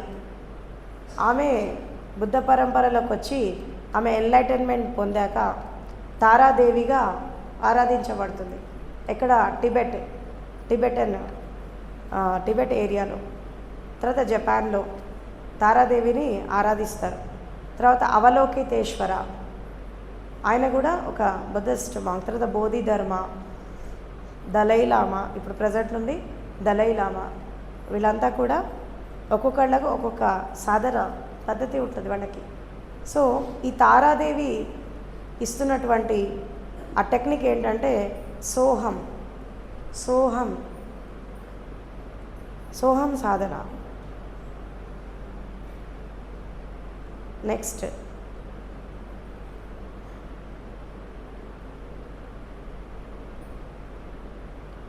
బోధిధర్మ ఇస్తున్నటువంటి సాధన ఏంటి అంటే శూన్య సాధన. ఇవన్నీ బుద్ధుడి నుంచి వచ్చినవి ఇవన్నీ, కానీ చాలామంది తెలీదు. తెలిసింది రెండే తెలుస్తాయి, ఆనాపానసతి, విపස්සన. కానీ ఇవన్నీ బుద్ధుడు చెప్పిన టెక్నిక్స్ ఇవన్నీ. నెక్స్ట్ శూన్యవాదన. తర్వాత ఈ టిబెటన్ మాస్టర్స్ కొన్ని రకాల సాధనలు చేస్తారు. అదేంటి అంటే ఈ బార్దో టెక్నిక్ దాటి ఎప్పుడైతే మనం ఇంకొంచెం ముందుకు వెళ్తామో అదేంటంటే నిష్క్రమణ సాధన అంటారు దాన్ని. నిష్క్రమణ సాధనలో దీంట్లో 4-5 భాగాలు ఉంటాయి. దీంట్లో నిష్క్రమణ సాధనలో ఏంటంటే శరీర బంధనం, దీన్ని కాయబంధనం అంటారు, కాయబంధనం, మనోబంధనం అంటారు. పాలి అనవసరం, తెలుగులో చెప్తా, రాసుకోండి. శరీర బంధనం, మనసు బంధనం. బంధనం అంటే రిలేషన్ కాదు, అది లేకుండా చేసుకోవడం. శరీర బంధనం, మనసు బంధనం, తర్వాత హృదయ బంధనం, ఇంద్రియ బంధనం, లాస్ట్లో ఆత్మబంధనం. ఈ 5 రకాల తత్వాల నుంచి నిష్క్రమించడం అన్నట్టు, దాన్ని నిష్క్రమణ సాధన అంటారు దాన్ని. ఇలా దాదాపు కొన్ని వందల టెక్నిక్స్ ఉన్నాయి. ఇది ఓన్లీ శాంపిల్ మాత్రమే. Okay, there are so many techniques. అంటే నేను టిబెటన్ మాస్టర్స్ దగ్గర, జపానీస్ మాస్టర్స్ దగ్గర, జెన్ మాస్టర్స్ దగ్గర సాధన చేస్తున్నప్పుడు చాలా రహస్యాలు బయటపడ్డాయి. అసలు బుద్ధిజంలో ఈరోజు ఈ ధమ్మపద గ్రంథంలో ఉన్నవన్నీ చాలా తక్కువ ఉన్నాయి. దీంట్లో అసలు అంతర్గతంగా ఇంకా చాలా ఉన్నాయి. ఓకే, ఇది బుద్ధ పరంపరలో వచ్చినటువంటి సాధనలు. ఇంకా కొన్ని వందలు ఉంటాయి, అవన్నీ మీకు అనవసరం. సో ఈ టెక్నిక్స్ ద్వారా ఒక్కొక్క పద్ధతిని ఆచరిస్తూ ఒక్కొక్క స్థితిని అందుకునేవాళ్ళు, సాధన చేసేవాళ్ళు బుద్ధ పరంపరలో. కానీ ఇవి ఎక్కడ చెప్పరు, ఏ గురువులు చెప్పరు. విపස්සనలో చెప్పరు, విపස්සనలో కూడా చెప్పరు. తెల్లారేస్తే విపස්සన అంటారు, దానికి మించిపోరు. ఇంకొంతమంది బోధగయాలో కొంతమంది మాస్టర్స్ ఉన్నారు, వాళ్ళు కూడా కొంతే చెప్తారు, సీక్రెట్స్ చెప్పరు. కానీ నేను తెలుసుకున్నా, నేను సాధన చేశాను, నేను తెలుసుకున్నాను. ఇది నా రీసెర్చ్ అన్నట్టు. ఓకే, ఇంక ఇట్లా రకరకాల సాధనలు ఉంటాయి దీనికి సంబంధించినవి. సో ఇది బుద్ధుడి సాధన విధానం. ఇప్పుడు మీరు ఫస్ట్ స్టెప్లో ఉన్నారు, ఏంటి? ఆనాపానసతి. మొదటి దాన్ని మీరు ఇప్పుడు సాధన చేస్తున్నారు. సో ఇదంతా బుద్ధుడి యొక్క సాధన విధానం. అంటే బుద్ధుడు ఏం చెప్తాడు? ఎవరైతే శీలాన్ని ఆచరిస్తారో, ఎవరైతే సత్యంతో జీవిస్తారో, ఎవరైతే ధర్మాన్ని ఆచరిస్తారో, ఎవరైతే అష్టాంగ మార్గాన్ని జీవితంలో ఆచరిస్తారో వాళ్ళకి ఆటోమేటిక్గా ప్యూరిఫికేషన్ అనేది జరుగుతుంది. మీకు ధ్యానంలో జరిగే ప్యూరిఫికేషన్ కంటే కూడా ఇవన్నీ ఆచరిస్తే ఎక్కువ ప్యూరిఫికేషన్ జరుగుతుంది. అర్థమైందా? మెడిటేషన్లో జరిగే ప్యూరిఫికేషన్ చాలా తక్కువ, కానీ ఆచరణలో నువ్వు కళ్ళు తెరిచి ప్రపంచంలో నువ్వు జీవిస్తున్నప్పుడు నువ్వు ఆచరించేటటువంటి ఇవన్నీ కూడా ఎక్కువ శుద్ధీకరణ జరుగుతుంది. కాబట్టి అందుకే దానికి అంత ఇంపార్టెన్స్, శీలం సదాచారానికి అంత ఇంపార్టెన్స్ ఇవ్వడం జరిగింది బుద్ధుడు. ఇది బుద్ధుడి యొక్క సాధనా విధానం. తర్వాత బౌద్ధ ధర్మం యొక్క ప్రాముఖ్యత ఏంటి అంటే, మనకి ప్రపంచంలో ఎన్నో రకాల ధర్మాలు ఉన్నాయి. మనకి బౌద్ధ ధర్మం యొక్క ఇంపార్టెన్స్ ఏంటంటే, ఇతర ధర్మాలన్నీ కూడా దేవాలయాలకి, కర్మకాండలకి, సాంప్రదాయాలకి, పూజలకి, నమాజులకి, స్తోత్రాలకి, ప్రార్థనలకు ఇంపార్టెన్స్ ఇస్తే, బుద్ధుడి ధర్మం మాత్రం సాధనకి ఇంపార్టెన్స్ ఇచ్చింది. అవునా? మిగతా ధర్మాలను నువ్వు పూజ చేయి, వ్రతం చేయి, నమాజ్ చేయి, ప్రార్థన చేయి, గుడికెళ్ళు, చర్చికెళ్ళు, మసీదుకి వెళ్ళు అని చెప్పాయి మిగతా ధర్మాలు. కానీ బుద్ధుడి ధర్మం ఏం చేసిందంటే జీవించేటటువంటి విధానం ఇవ్వడమే కాకుండా నీకు సాధన ధ్యానాన్ని అందించింది. అందుకే మిగతా ధర్మాలన్నీ కాలక్రమంలో వాటికి ఏమైతే తెలియదు, కానీ ఈ బుద్ధుడు బోధించినటువంటి ఈ సాధన పద్ధతి ఈ భూమి ఉన్నంత కాలం ఉంటూనే ఉంటుంది. ఎందుకంటే ప్రతి గురువు ఈవెన్ ఓషో కానీ పత్రి గారు కానీ ఇంకా చాలామంది మాస్టర్స్ బుద్ధుడు ఎక్కువ ఇష్టపడతారు. ఎందుకు బుద్ధుడిని అంత క్లోజ్గా తీసుకుంటారు అంటే బుద్ధుడు అంటే వ్యక్తి కాదు, శక్తి, ఇట్స్ ఎ పవర్.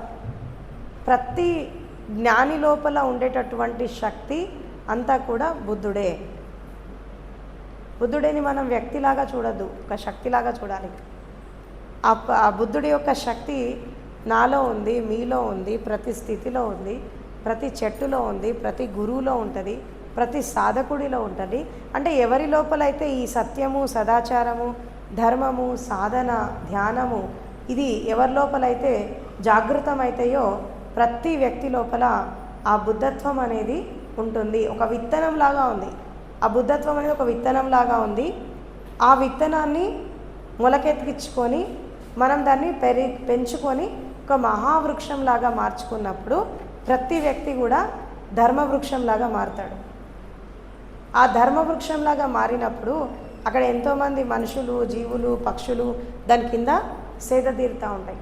కాబట్టి విత్తనంలాగా పుట్టినటువంటి మనిషి ఒక చెట్టులాగా, ఒక మొలకలాగా పెరిగి పెరిగి పెరిగి రేపు ఒక ధర్మవృక్షంలాగా ఎదిగినప్పుడు ప్రతి వ్యక్తి కూడా బుద్ధుడైపోతాడు. బుద్ధత్వం అనేది మన లోపల ఉండేటటువంటి ఆంతరంగిక స్వభావము. ప్రతి వ్యక్తి లోపల ఉండే ఆంతరంగిక స్వభావము బుద్ధత్వమే. జ్ఞానోదయానికి ఇచ్చినటువంటి పేరు, ప్రజ్ఞకి ఇచ్చినటువంటి పేరు, బుద్ధత్వానికి ఇచ్చినటువంటి పేరు అది. కాబట్టి గౌతమ బుద్ధుడికి మాత్రమే పరిమితమైంది బుద్ధత్వం కాదు, ఎవరైనా బుద్ధ పురుషులు కావచ్చు. సో అలాంటి బుద్ధ పురుషులకి, అలాంటి బుద్ధ పురుషుల సంఘానికి, అలాంటి ధర్మానికి మనం సరెండర్ అవుతున్నాం. అందుకే బుద్ధం శరణం గచ్చామి, సంఘం శరణం గచ్చామి, ధర్మం శరణం గచ్చామి.